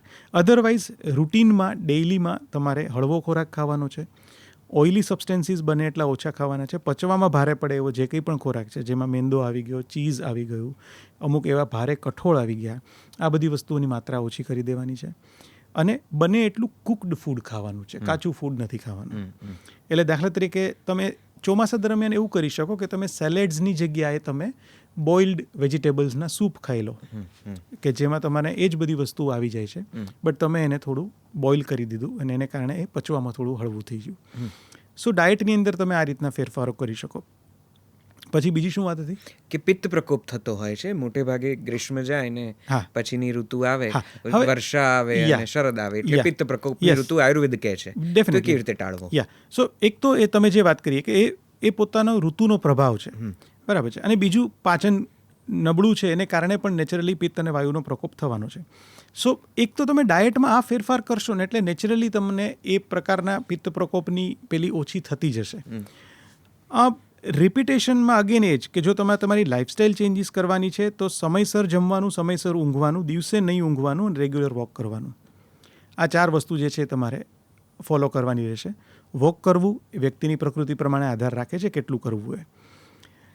હોમ રેમેડીઝની જો વાત કરીએ તો આવા સમયે છે ને તમારા વાયુ અને તમારા પિત્ત આ બંને કંટ્રોલમાં રહીને એ પ્રકારની આપણે હોમ રેમેડીઝનો પ્લાન કરી શકીએ. એટલે એમાં ડેફિનેટલી ધાણા છે, જીરું છે, વરિયાળી છે, એ બધું આવશે જ. પણ એની સાથે સાથે આમાં તમે શું કરી શકો કે ભાઈ દાખલા તરીકે તમે થોડું સંચળ એડ કરો, સોલ્ટ્સ. તો સોલ્ટ્સ જે છે એ તમારા વાયુને, લવણ રસ છે એ તમારા વાયુને કંટ્રોલ કરવામાં હેલ્પ કરે અને એ તમારું ડાયજેશન પણ ઇમ્પ્રૂવ કરે. તો તમે સંચળ એડ કરી શકો, તમે થોડી માત્રામાં મરી એડ કરી શકો. બહુ જ ઓછી માત્રા એટલા માટે કારણ કે આમ પાછું મરી ગરમ છે, લાલ મરચાં જેટલું ગરમ નથી, બટ છે. But at the same time it is a very good digestive. So તમે જો ખડી સાકર, ધાણા જીરું, વરિયાળી આ બધું સારી એવી માત્રામાં નાખ્યું છે તો તમે થોડી માત્રામાં મરી એડ કરી શકો, જેથી કરીને તમારું જે પાચન મંદ થઈ ગયું છે એને એ ફરીથી લીટઅપ કરી દે. સો આ બધાનો તમે કોમ્બિનેશન કરી અને તમે રેગ્યુલરલી લઈ શકો. એટલે જે ઉનાળા પછી અળૈયો નીકળે છે કે જે આવી રીતે ગુમડા કે આવી રીતે નાની ફુલ્લીઓ કે શીળસના પ્રશ્નો થાય છે એ આ કોમ્બિનેશનથી ઓછા થાય.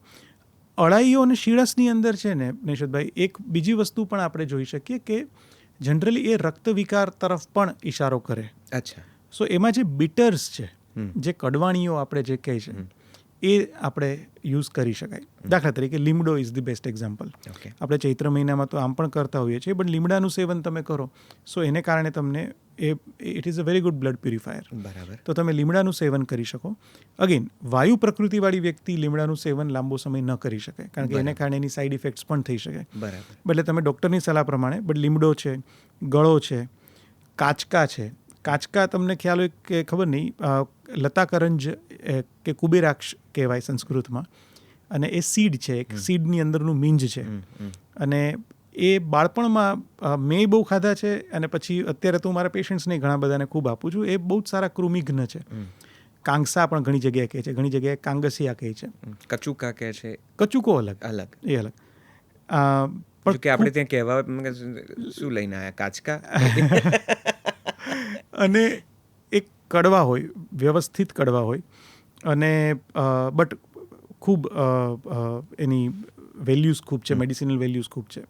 એટલે નાના બાળકોને ફીવર્સ હોય કે કળતર થતું હોય કે ઇમ્યુનિટી લો હોય, એ બધામાં ઘણી સારી હેલ્પ કરે.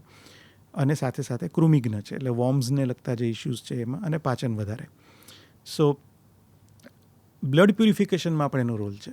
એટલે જે શીળસનો પ્રોબ્લેમ, નાના મોટા સ્કિન ઇશ્યુઝ આ તે બધું, એમાં આ રીતે આપણે એનો યુઝ કરી શકાય.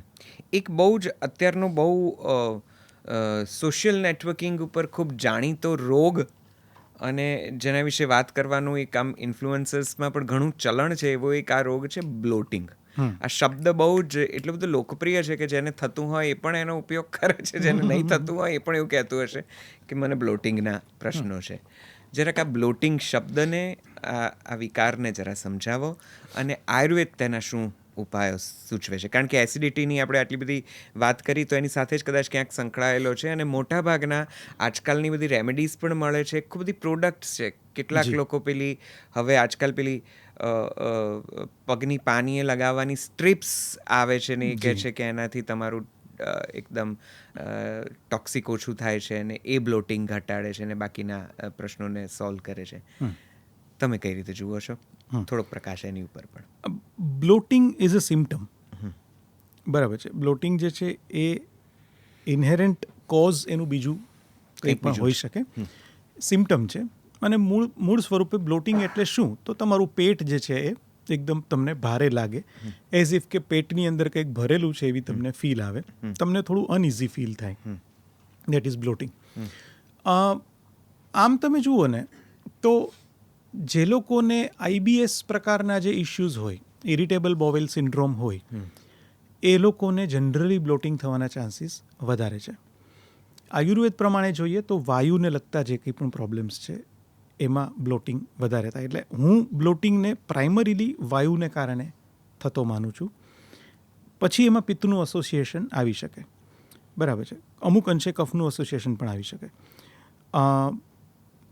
થવા પાછળના જો રીઝન્સ આપણે જોઈએ તો બહુ જ બધા છે. એટલે સપોઝ કોઈ વ્યક્તિ જેને આ બ્લોટિંગ થઈ રહ્યું છે તો એ વ્યક્તિને હું રિક્વેસ્ટ કરીશ કે તમે તમારી જાતે ઇન્ટ્રોસ્પેક્ટ કરીને ચેક કરો કે આમાંનું શું હોઈ શકે. સૌથી પહેલું તો આવે છે ડાયટ. સો એવો ખોરાક કે જે તમને અનુકૂળ નથી. હવે એમાંનો કયો ખોરાક? સૌથી પહેલું ઓવર ઇટિંગ. બીજી વસ્તુ તીખું તળેલો ગરમ મસાલાવાળો અને પચવામાં ભારે પડે એવો ખોરાક, બરાબર. ત્રીજી વસ્તુ સેડેન્ટરી લાઈફસ્ટાઈલ. ચોથી વસ્તુ સ્ટ્રેસ લેવલ. આ જો હશે તો આમાંનું કોઈને કોઈ વસ્તુ જે છે તમારા બ્લોટિંગમાં રોલ પ્લે કરતું હશે. જ્યારે તમે આઈબીએસનો કોઝ પણ તપાસો છો. એ આઈબીએસ જે છે એના બહુ જ બધા સિમ્ટમ્સ છે, જેમાંનું બ્લોટિંગ એક મેજર સિમ્ટમ છે. એ સિવાય ઘણા બધા લોકોને એવું થતું હશે કે જેમાં ફોર એક્ઝામ્પલ કોઈને ઇન્ટરવ્યૂ છે કે કોઈને એક્ઝામ છે, તો એ પહેલાં જ એમને તરત 2 નંબર જવાની ઈચ્છા થાય કે મારે જવું પડશે. સો that is once in a while is fine, but જો આ બહુ રેગ્યુલર ફિનોમિના છે કે ભાઈ ક્યાંક ટ્રાવેલ કરવાનું છે, ક્યાંક બસમાં બેસવાનું છે, એની પહેલાં તરત ના હું ફટાફટ વોશરૂમ જઈ આવું, then it is IBS. Okay. બરાબર, વિચ ટ્રિગર્સ થ્રુ યોર સાઇક, તમારા માઇન્ડ થ્રુ એ ટ્રિગર થાય છે. સો નહીં, ગટ માઇન્ડ કનેક્શન બહુ અદ્ભુત છે, રાઈટ. એટલા માટે જ આપણે લોકો ગટ ફીલને એટલું મહત્ત્વ આપીએ છીએ, રાઈટ. અને ઇનફેક્ટ હું અત્યારે એક બહુ સરસ પુસ્તક વાંચી રહ્યો છું ને, એ આના ઉપર જ છે કે તમારું માઇન્ડ અને તમારી ગટ, તમારું પાચનતંત્ર અને તમારું માઇન્ડ એટલું બધું ભયંકર રીતે એસોસિએટેડ છે કે તમે બિલીવ નથી કરી શકતા. એ લોકોની આખી કમ્યુનિકેશન સિસ્ટમ છે. અને મતલબ તમને પછીથી એ ખ્યાલ આવે છે કે તમારા માઇન્ડને કારણે તમારું પાચનતંત્ર કેટલી હદે ડિસ્ટર્બ થઈ શકે છે. સિમ્પલ એક્ઝામ્પલ આપું ભાઈ, એવું ઇમેજિન કરો કે ઉનાળો છે, બપોરનો સમય છે, તમને કેરીનો રસ બહુ જ ભાવે છે ને તમને ભયંકર ભૂખ લાગી છે, ને તમારી સામે સરસ મજાની થાળી પડી છે જેમાં રસ પૂરી ને તમને ભાવતું ભીંડાનું શાક ને બધું જ છે. તમે જમવાનું શરૂ કરો છો કે આજે મજા આવશે, ને કોકનો એવો ફોન આવે છે કે જે અણધાર્યા સમાચાર આવે છે, એ જ થાળી છે, એ જ તમે છો, તમારી ભૂખ ગાયબ છે, રાઈટ. હવે એ ફોનને કારણે કદાચ તમે શોકમાં આવી ગયા, એ ફોનને કારણે તમે થોડા દુઃખી થઈ ગયા, બટ એ દુઃખ અને એ શોક એ અહીંયા છે, એ અહીંયા નથી, બટ સ્ટીલ એણે સીધો જ અહીંયા પ્રભાવ પાડ્યો. બરાબર છે. અને એને કારણે તમારી ભૂખ મરી ગઈ, રાઈટ. સો તમારું માઇન્ડ અને તમારા આંતરડા બંને બહુ જ કનેક્ટેડ છે. એટલે કમિંગ ટુ બ્લોટિંગ, જ્યારે પણ તમે બ્લોટિંગ એક્સપિરિયન્સ કરો છો ને, ત્યારે સૌથી પહેલાં તમારે એ જોવાનું છે કે તમે સ્ટ્રેસ્ડ આઉટ નથી. મોટાભાગના કેસમાં એવું થાય છે કે તમને જ્યારે સ્ટ્રેસ અને એન્ઝાયટી વધારે હોય છે ને, ત્યારે તમારું પાચનતંત્ર વીક થાય જ છે. તમારું જે બેક્ટેરિયલ ફ્લોરા છે, તમારા આંતરડાની અંદર જે ગુડ બેક્ટેરિયાસ છે કે જે પાચન કરવા માટે જવાબદાર છે, જેને કારણે તમને બ્લોટિંગ ન થાય, એ ડિસ્ટર્બ થઈ જાય છે અને એને કારણે તમારો ખોરાક પચતો નથી. આ પહેલી વસ્તુ થઈ. આયુર્વેદ પ્રમાણે તમારો વાયુ જ્યારે વધી જાય છે ત્યારે બ્લોટિંગ થાય છે. 5 પ્રકારના વાયુ આપણે કહ્યા છે, જેમાં જે અપાન વાયુ છે કે જે તમારે ગુદામાર્ગ દ્વારા એ બહાર નીકળી જાય છે, વાછૂટ સ્વરૂપે બહાર નીકળી જાય છે, એ જ્યારે ડિસ્ટર્બ થાય ત્યારે એ ભરાઈ રહે અને એને કારણે યુ ફીલ બ્લોટેડ. એ પણ એક ફિનોમિના છે. સો એવા ટાઈમે આયુર્વેદમાં અમુક એવા વાતાનુલોમક ઔષધો કયા છે કે જે તમારા વાયુનું અનુલોમન કરે, નીચેની તરફ ગતિ કરાવી દે, જેથી કરીને તમને બ્લોટિંગમાં ઇઝી થાય. ફોર એક્ઝામ્પલ, એનું બહુ જ સાદું સરળ એક્ઝામ્પલ છે હરડે. બરાબર છે. હરડે એક શ્રેષ્ઠ વાતાનુલોમક ઔષધ છે. એ માઇલ્ડ લેક્ઝેટિવ પણ છે. સો તમે હરડે જો તમારા શરીરને તમે ઓળખતા હો ને એ પ્રમાણે લિમિટેડ ક્વોન્ટિટીમાં, ઓછી માત્રામાં તમે લો તો યુ માઇટ ફીલ બેટર. લવણ રસ એ કામ તમને કરે. દાખલા તરીકે હું તમને એક્ઝામ્પલ આપું, બહુ જ સિમ્પલ, કે તમે તાજી મોળી છાશ લો, પાતળી છાશ, એની અંદર તમે સારી એવી માત્રામાં સંચળ એડ કરો અને સારી એવી માત્રામાં તમે શેકેલ જીરુંનો પાવડર એડ કરો અને આ તમે પી જાઓ. કઈ રીતે કામ કરશે? સંચળ એ અનુલોમક છે, તમારા વાયુને બેલેન્સ કરવામાં હેલ્પ કરશે. જીરું એ તમારા પિત્તને બેલેન્સ કરવામાં હેલ્પ કરશે, સાથે એ પણ વાયુને બેલેન્સ કરવામાં હેલ્પ કરશે. અને છાશના પોતાના ગુણો છે. મેઇન ગુણ જે છે એ છે પ્રોબાયોટિકનો ગુણ. એ તમારા બેક્ટેરિયલ ફ્લોરા કે જે ડિસ્ટર્બ થયો છે એને ફરીથી પાછા રિટેન કરવામાં હેલ્પ કરશે, જેને કારણે તમારું પાચન ફરીથી બેક ઓન ટ્રેક આવી શકે. આ બહુ બેઝિક વસ્તુ છે. છાશ આપણે બધા પીતા જોઈએ છે, બટ તમે આ રીતે કોન્શિયસલી જો એક પીવાનું ચાલુ કરો, છાશ પીવાનું, તો તમને તમારા બ્લોટિંગમાં કે તમારા આઈબીએસમાં હેલ્પ થઈ શકે. તો બ્લોટિંગને લાઇફસ્ટાઇલ સાથે પણ સીધો ઇશ્યુ, 100% સીધો કન્સર્ન 100% છે. થોડીક આ લાઇફસ્ટાઇલ વિશે પણ મારે તમારી સાથે વાત કરવી છે, પણ હવે એસિડિટી, બ્લોટિંગ, આ બધી વાતો નીકળી છે, તો કદાચ એ વાતને જરા સમઅપ કરી લઉં. પિત્તને કે આ પ્રકારના વધેલા વાયુને આજકાલ યુવાનોનો સૌથી વધારે જે કન્સર્ન હોય છે એ સ્કિન સાથે કોઈ સંબંધ ખરો? કારણ કે હવે સોશિયલ નેટવર્કિંગના ખૂબ બધા ચલણના કારણે પેલા 7 સ્ટેપ સ્કિન કેર રૂટીન ને હેર કેર રૂટીન ને એવું બધું ખૂબ અત્યારે ખાસ કરીને યુવાનોમાં ચલણમાં છે. તો શું આ વધેલો વાયુ કે વધેલું પિત્ત એ તમારા સ્કિનને અસર કરે છે? ટેનિંગ વધારે છે? ટેનિંગમાં વધેલા પિત્તનો પણ કોઈ રોલ ખરો કે એ માત્ર એક ચહેરા ઉપરનું એક ડાર્ક લેયર છે જે આપણે કાઢવાનું છે? અને કોસ્મેટિકલી પણ જેટલા પ્રશ્નો આંખ નીચે કાળા કુંડાળા હોવા કે બ્લેક સ્પોટ્સ હોવા કે આવું તેવું, એ બધાનો કોઈ ઉપાય પણ સૂચવો અને એના વિશે પણ થોડું સમજાવો. ડેફિનેટલી વાયુ પિત્ત એ બંને તમારી સ્કિન અને તમારા હેર્સને અફેક્ટ કરે જ છે, બરાબર છે. અને એના જે એટ્રીબ્યુટ્સ છે એ તમારી સ્કિન ઉપર રિફ્લેક્ટ થાય જ છે. દાખલા તરીકે આપણે અગાઉ વાત કરીએ એ પ્રમાણે તમારા વાયુને કારણે તમારી સ્કિન ડ્રાય વધારે થઈ શકે, તમારી સ્કિનમાં ચીરા પડવા કે પછી ક્રેક્સ થઈ જવા કે પછી ઘણા લોકોને સ્કેલિંગ પણ થતું હોય છે સ્કિનમાં. સો એ બધો પ્રોબ્લેમ જે છે એ વાયુને કારણે થઈ શકે. સિમિલરલી તમારા પિત્ત જે છે એ તમારી સ્કિનનું કોમ્પ્લેક્શન ચેન્જ કરી શકે. તમે જે ટેનિંગની વાત કરી એમાં પિત્તનો રોલ પોસિબલ છે. ટેનિંગ જે છે ને એ અમુક રીતે જે છે એ તમારી સ્કિનના સુપરફિશિયલ લેયર પર પણ ઇફેક્ટ કરતું હોય છે, કારણ કે એ કોઈ એક્સટર્નલ ફેક્ટરને કારણે થતું હોય છે. દાખલા તરીકે તમે ખૂબ તડકામાં બહાર નીકળ્યા અને એને કારણે તમારી સ્કિન જે છે એમાં ટેનિંગ થઈ ગયું. બટ એની પાછળ પણ આયુર્વેદ પ્રમાણે તો પિત્ત જે છે એ જવાબદાર છે, કારણ કે પિત્ત જે છે ને એનું એ પિત્તના જે 5 પ્રકારો છે એમાં એનું એક પ્રકાર છે રંજક પિત્ત, જે રંજન કરે છે, which is responsible for pigmentation. So એ આ બધું જ, એટલે એક રીતે તમે જોવા જાઓ ને તો તમારી સ્કિનના કોમ્પ્લેક્શન માટે પણ તમારું પિત્ત જે છે એની એક્ટિવિટી જવાબદાર છે. મેલેનિન આપણે જેને કહીએ છીએ એના માટે પણ. સો આ બંને વસ્તુઓ જવાબદાર છે. Coming back to the remedies,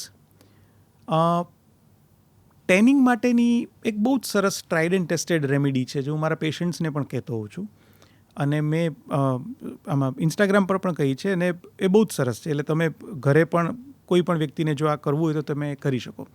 rice વોટરનો base લેવાનો છે તમારે, ચોખાનું જે ઓસામણ આવે એનો. હવે રાઈસ વોટર તમે બનાવશો કેવી રીતે? તો તમે એક મોટી ચમચી ભરીને ભાત ચોખાના દાણા જે લઈ લો, એને તમારે લગભગ 1 લીટર જેટલા પાણીમાં નાખીને એને તમારે ઉકાળવાના છે. અને ઓલમોસ્ટ ખાલી 10% જેટલું જ પાણી બચે, એથી બી ઓછું પાણી બચે ત્યાં સુધી ઉકાળો. હવે જે બચે છે ને એ એકદમ સ્ટીકી સબસ્ટેન્સ હશે, which will be your rice water. એને તમે ગાળી લો. એ રાઈસ વોટરની અંદર તમે થોડું એલોવેરા જેલ એડ કરો, લગભગ 1 ચમચી જેટલું, લગભગ 1/2 ચમચી જેટલો ગ્લિસરીન એડ કરો, લગભગ 8 થી 10 તાંતણા કેસરના એડ કરો. ઓકે. તમારી સ્કિન જો બહુ જ ડ્રાય હોય તો તમે એમાં વિટામિન ઈની કેપ્સ્યુલ પણ એડ કરી શકો, બટ નોટ મેન્ડેટરી. બરાબર. અને જો તમારી સ્કિનને ઇન્ફેક્શન વારંવાર થતું હોય એવું તમને લાગતું હોય, કે તમારી સ્કિનમાં નાના મોટા ઇન્ફેક્શન્સ, ફંગલ, આ તે બીજું ત્રીજું થઈ રહ્યા છે, તો તમે થોડી ચપટી એવી હળદર પણ એડ કરી શકો. બાકી એ પણ કમ્પલસરી નથી. ઓકે. સો રાઈસ વોટરના બેઝમાં એલોવેરા જેલ, ગ્લિસરીન, આ 2 વસ્તુ તમે એડ કરી દીધી અને કેસર એડ કર્યું. હવે તમે એને મિક્સ કરી લો. એની કન્સિસ્ટન્સી જે છે ને એ જેલ જેવી થઈ જશે, ઓકે. અથવા તો જેલથી થોડી પતલી. બસ આ તમારું ફેસ પેક છે, હોમમેડ ફેસ પેક. અને ટેનિંગમાં બહુ જ સરસ કામ કરે છે. એટલે મેં પોતે જ કર્યું છે, કારણ કે અમે લોકો વચ્ચે મસાઈ મારા ગયા હતા, બરાબર છે. તો હવે મસાઈ મારામાં અમે લોકો ત્યાં એ સેન્ચુરીમાં ફર્યા, તો એને કારણે પેલું સીધો જ તડકો તમને લાગે, અને મને તો કોઈ આવરણ નથી, એટલે તો એટલે ભયંકર ટેનિંગ. એમાં પણ ત્યાં કેન્યામાં પેલા થર્મલ બાથ છે. જો બીજે દિવસે અમે ત્યાં ગયા, સો ત્યાં પણ ગરમ પાણી થર્મલ બાથમાં હોય અને સીધો તડકો. એટલે ત્યારે તમને કંઈ રિયલાઇઝ ન થાય, પણ પછી ઘરે આવ્યા એટલે બધા જોઈને કે કેમ આવો થઈ ગયો છું, આમ તું સાવ એમ. એટલે પછી જોઈએ એટલે ખબર પડે કે આખું એક લેયર તમને આવી ગયું હોય. અને પછી આ વસ્તુ મેં શરૂ કરી તો મને 4-5 દિવસમાં લિટરલી તમારું જે સ્કિનનું ઉપરનું જે લેયર જે છે તમારું ડાર્ક કોમ્પ્લેક્શનવાળું લેયર એ તમારું ધીમે ધીમે નીકળતું જાય અને you can get back to your normal complexion. એટલે તમે થોડુંક અંતર્ગત જે પિત્ત છે એને થોડી ઘટાડવાની આગળ જે વાત થઈ એ બધી ઉપાયો કરો, થોડી લાઈફસ્ટાઈલ થોડી ઇમ્પ્રૂવ કરો. અને આ ફેસ પેક કરો. એ પણ સો ફેસ પેક યસ, એ યુ રાઇટલી સેડ કે એ એક્સટર્નલ વસ્તુ છે, એ તમને ઇમિડિયેટલી એ રીતે રિઝલ્ટ આપી દેશે.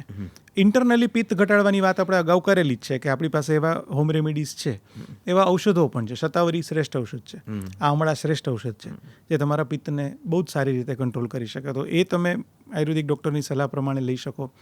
લાઇફસ્ટાઈલની અંદર આપણે અગાઉ વાત કરેલી જ છે એ પ્રમાણે લાઈફને તમે એક્ટિવ રાખો, ડાયટ પર ધ્યાન આપો. આ બધું એકચ્યુઅલી છે ને ભાઈ, આ આયુર્વેદ જે છે ને, અગેન જે હોલિસ્ટિક સાયન્સ છે ને એની જ આ વાત છે. એકલી દવાઓથી કાંઈ નહીં થાય.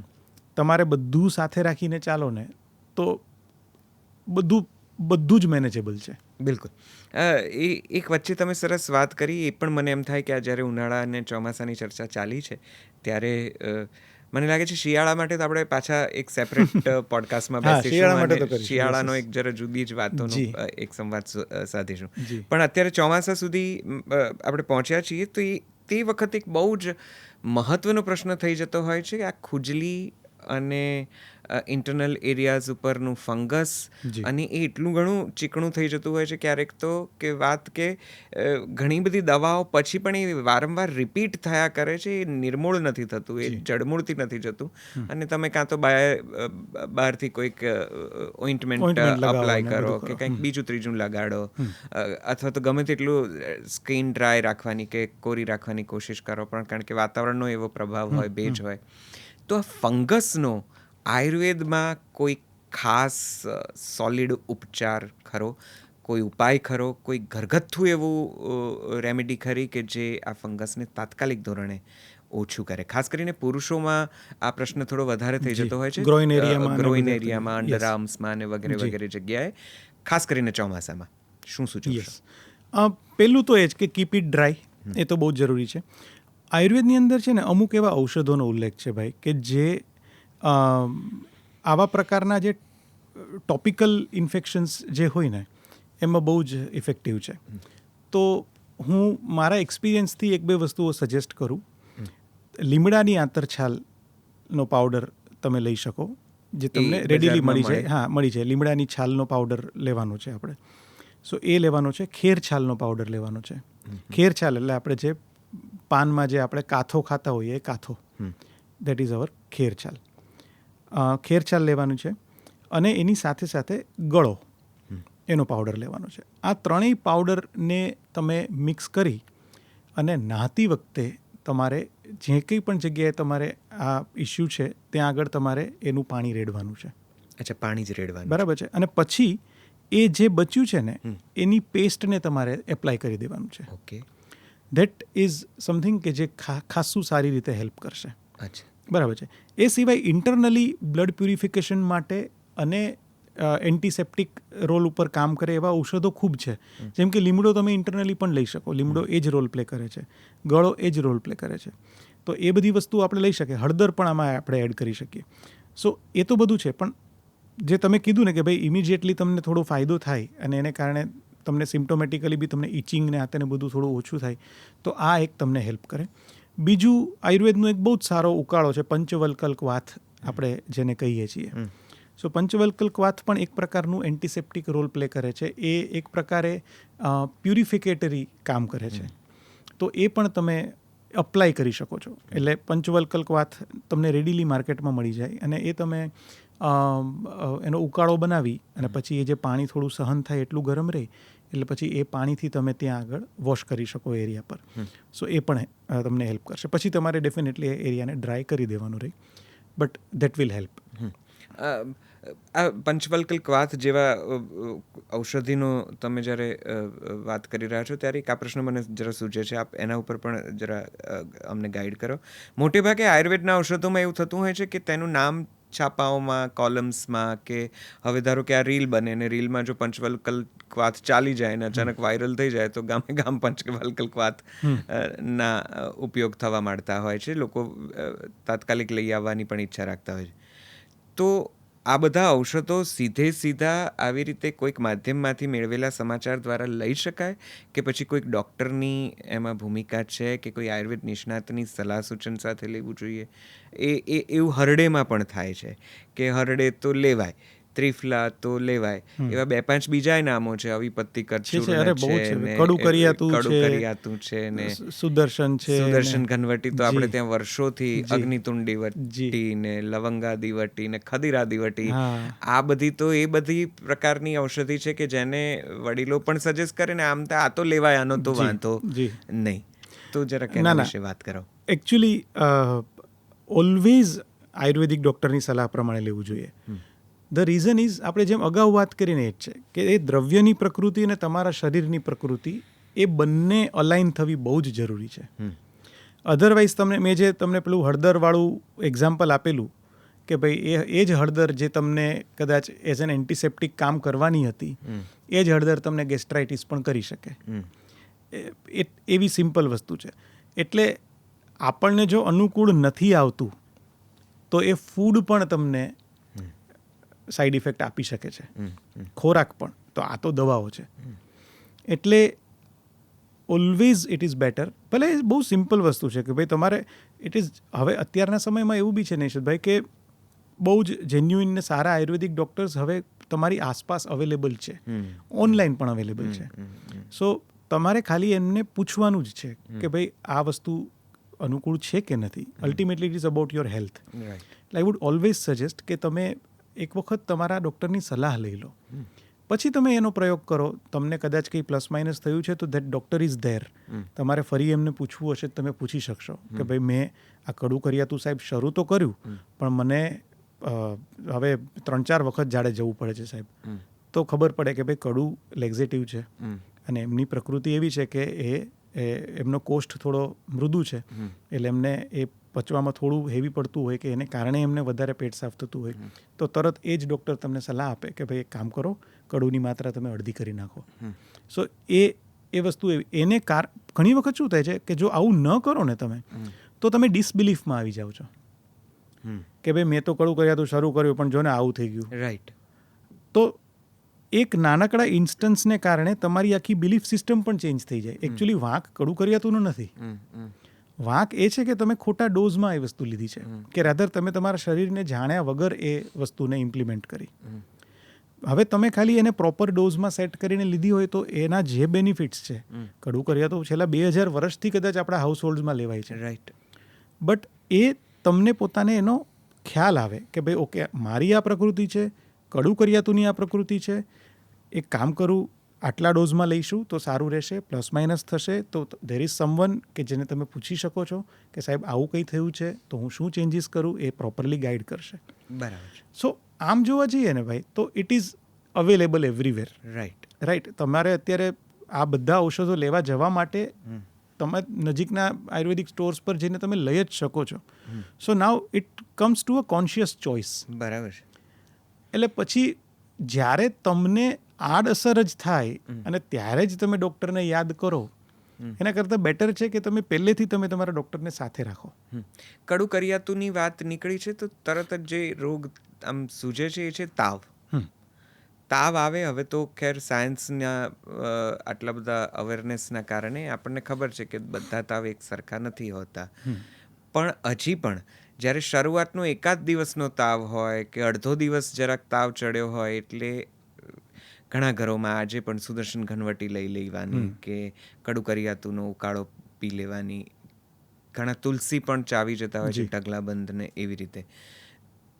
તો તાવ જ્યારે નવો સવો છે ત્યારે આ કોઈ ઉપાયો કારગત નીવડે છે કે કરવા જોઈએ કે પછી સીધું ડૉક્ટર પાસે જવું જોઈએ અને રિપોર્ટ કઢાવી લો છે? કારણ કે મેડિકલ સાયન્સ તો રિપોર્ટ અને રિફર કરવાનું સાયન્સ છે, એટલે મોટાભાગે રિપોર્ટ્સ દ્વારા તે વિલ ડાયગ્નોસ કે મેલેરિયા છે કે ટાઇફોઇડ છે કે ન્યુમોનિયા છે કે સમથિંગ એલ્સ. તો જે આ ઘરગથ્થુ ઉપચારોથી કે ઉપાયોથી ટેવાયેલા છે, જેમની પ્રકૃતિ જે છે કે મને રસોડામાંથી કંઈક મળી જાય, ઘરમાંથી મળી જાય તો મારે દવાખાને નથી જવું, એમણે તાવને કઈ રીતે જોવું જોઈએ? કોઈ હોમ રેમેડીઝ ખરી કે નહીં? આયુર્વેદમાં છે ને બહુ આયુર્વેદનું તમે જ્યારે પ્રોગ્નોસિસ તપાસો છો ને, ડિસીઝની આખી મેનિફેસ્ટેશનની પ્રોસેસ છે ને, એ બહુ ઇન્ટરેસ્ટિંગ છે. સો એમાં પહેલું આવે છે નિદાન. જી. નિદાન ઇઝ ધી કોઝ. તમે કોઈ એક એવી વસ્તુ કરી વિચ લીડ ટુ પૂર્વરૂપ. પૂર્વરૂપ એટલે શું? તો કે ડિસીઝ ઇટસેલ્ફ જે છે એની પહેલાં તમારું શરીર તમને સાઇન આપી દે છે. દેટ ઇઝ યોર પૂર્વરૂપ. એન્ડ ધેન કમ્સ રૂપ. રૂપ is the actual disease. So તમે જે વાત કરી ને એ પ્રમાણે જનરલી જ્યારે તાવ આવવાનો હોય ને, એના અમુક સમય પહેલાં તમને, if you are good enough to read your body, observe your body, તમને તમારું શરીર સંકેત આપી જ દે છે કે something is wrong. It might be કે તમને અંદરથી ઝીણી કળતર શરૂ થઈ હોય, તમે લો ફીલ કરવાનું શરૂ કરી દો, તમે એક્ટિવ ન રહો, તમને એમ થાય રાખે કે યાર આપણે બેઠા રહીએ, આપણને કંઈ કામ કરવાની ઈચ્છા નથી થતી, ભૂખ ઓછી થઈ જાય, પાચનમાં થોડી ગડબડી મહેસૂસ થવા લાગે. હવે આ બધા જ જે છે ને એ પૂર્વરૂપ છે. બરાબર છે. હવે જો તમને આ લેવલ પર અથવા તો થોડો તપાડો શરૂ થાય શરીરમાં, 99-100ની વચ્ચે રહેતું હોય એ પ્રકારનું ફેઝ શરૂ થાય, એવા ટાઈમે તમે જો તમારા શરીરને અનુકૂળ હોય તો તમે અમુક પ્રકારની હોમ રેમિડીઝ કરી શકો. જેમાં કડું કરિયાતું ઇઝ ધેર. બટ એ મેં કહ્યું એ પ્રમાણે કડું કરિયાતું કે સુદર્શન કે એ બધી જે વસ્તુઓ છે ને, એ બધી વસ્તુઓ ઓલવેઝ તમે ડૉક્ટરની સલાહ પ્રમાણે લો. બટ યસ, થિયોરિટિકલી આયુર્વેદ પ્રમાણે ઇટ ઇઝ પ્રૂવન કે એ તમારા તાવને મટાડી શકે. ઘરગથ્થુ ઉપચારની વાત કરું ને તો આની અંદર છે ને જીરું અને ગોળની ગોળી બહુ જ સરસ કામ આપે છે. જીરું અને ગોળ. હા. એટલે આવું હલકું ફૂલકું કંઈક તમને પ્રોબ્લેમ હોય ને, કે જેની અંદર તમને શરીરમાં કળતર છે, તમને એવો ખ્યાલ આવે છે કે ભાઈ કંઈક લોચો છે, કદાચ કાલ પરમ દિવસે તાવ આવી જશે પ્રોપર, કે તમે લો ફીલ કરો છો, તૂટ કળતર થાય છે, તો જીરું અને ગોળની ગોળી બહુ જ સરસ કામ કરે. એટલે એમાં તમે શેકેલ જીરું પાવડર હોય એને થોડું ગોળ ગરમ કરી અને પછી તમારે એને એમાં મિક્સ કરી દેવાનું, અને વટાણાની સાઇઝની તમે ગોળી બનાવી લો. તમે થોડું ઘી પણ એડ કરી શકો. ઘણા લોકો ઘી એડ કરતા હોય છે. ઘણા લોકો પછી એ ગોળીને થોડું સંચળ એની ઉપર એડ કરીને બી કરતા હોય છે. It's up to choice. અને પછી તમે એને ચૂસવાની રાખો. સો એ બહુ જ સરસ કામ કરે છે. અને બહુ જૂનું છે, એટલે ઘણા ટાઈમથી આ વસ્તુ આપણે ઘરગથ્થુ ઉપચાર તરીકે યુઝ થતી હોય છે. આ જે સામાન્ય તાવ છે એની વાત છે. Yeah. એ સિવાય ધારો કે તાવ કન્ટિન્યુ કરે કે કંઈક બીજું એનાથી પણ વધારે લક્ષણો થાય તો તમારે ડેફિનેટલી તો તમારે ચિકિત્સક પાસે જવું જ પડે. કારણ કે તાવ અગેન ઇઝ અ સિમ્ટમ. શરીરની અંદર કંઈક, કારણ કે અલ્ટિમેટલી તો તાવ શું છે, આપણા શરીરની ડિફેન્સ મિકેનિઝમ જ છે. એટલે શરીરની અંદર કોઈ પ્રકારનો પ્રોબ્લેમ છે જે તાવના સ્વરૂપે મેનિફેસ્ટ થઈ રહ્યો છે. એટલે અમુક તાવ કેવા હોય કે બહુ બેઝિક, તમને ઘણી બધી વસ્તુઓને કારણે તાવ આવતો હોય. દાખલા તરીકે અપાચનને કારણે પણ તાવ આવે, કે તમને થાકોડાને કારણે પણ તાવ આવે. અતિશય એક્ઝર્ટેડ તમે હો અને ભયંકર તમે કામ કર્યું હોય ને બધું કર્યું પછી પણ તમને શરીર જવાબ આપી દે અને એને કારણે પણ તમને થોડું ફીવરિશ ફીલ થાય, એવું પણ થાય. એથી માંડીને છેક તમારા ટાઇફોઇડ મલેરિયા સુધીના પણ તાવ જ છે. સો ઇનિશિયલ લેવલ પર ડેફિનેટલી આ પ્રકારની જો તમારા શરીરને અનુકૂળ આવે તો તમે હોમ રેમિડીઝ કરી શકો. બટ એક વખત સપોઝ કે તમને તાવ પ્રોપર આવવા માંડ્યો તો પછી ઇટ ઇઝ ઓલવેઝ બેટર કે તમારે પ્રોપર ટેસ્ટ કરાવીને પછી એની લાઇન ઓફ ટ્રીટમેન્ટ ફોલો કરવી. એક બીજો બહુ જ જનસામાન્યનો જે કેટલાક પ્રશ્નોમાંનો એક છે જે બહુ અઘરો થઈ જતો હોય છે, અપચો. જે કદાચ આપણે બ્લોટિંગની વાત કરી એમાં આમ તો કદાચ જવાબ આવી જાય, પણ છતાં અપચો અને એમાંથી ઉત્પન્ન થતો ગેસ. હવે ઘણાને બહુ જ અપાનવાયુ નિષ્કાસનનો પ્રશ્ન હોય, કેટલાકને ઉડકાર અને ઉપર ચડવાનો પ્રશ્ન હોય. તો અપચાને કઈ રીતે જોવો? કારણ કે એ બીજે દિવસે ઇન્ડાઇજેશનના લીધે ખૂબ બધા ઝાડા થઈ જાય અને લોકો ઝાડા પણ માની લે, ડાયરિયા માની લે અને પછી એને બંધ કરવાની કોશિશ કરે અને ઘણા બધા પ્રશ્નો થતા હોય છે. તો અપચો જરાક સમજાવો અને એને જરા સરખો કરવા માટે કે થોડી વધારે ડાયજેસ્ટિવ સિસ્ટમને સ્ટ્રોંગ કરવા માટે કોઈ ઉપચાર છે કે નહીં એ. અને એની સાથે જ આ પ્રશ્ન જોડી દઉં, કારણ કે આ બ્લોટિંગ, અપચો, ઇન્ડાઇજેશન આ બધી વાત કરીએ ત્યારે આજકાલ ફરીથી સોશિયલ નેટવર્કિંગ ઉપર 2-3 બીજા શબ્દો પણ આવા ચાલે છે. પ્રોબાયોટિક, પ્રીબાયોટિક લો, ગટ બેક્ટેરિયાસ, ગટ હેલ્થ, અને એની ખૂબ બધી એઆઈ રીલ્સ જાતની અત્યારે માર્કેટમાં વાયરલ થયા કરે છે. આ આખી વાતને સમજાવો. ચોક્કસ. અપચો જે છે એ અલ્ટિમેટલી તો જે આપણે અગાઉ વાત કરી એ જ પ્રમાણે આપણું જઠરાગ્નિ જે છે એ આપણા ખોરાકના પાચન કરવામાં સમર્થ નથી, જેને આપણે જઠરાગ્નિ માંદ્ય એટલે કે જઠરાગ્નિ આપણો મંદ છે એવું આપણે જ્યારે કહીએ છીએ ત્યારે એ અપચનમાં કન્વર્ટ થાય છે.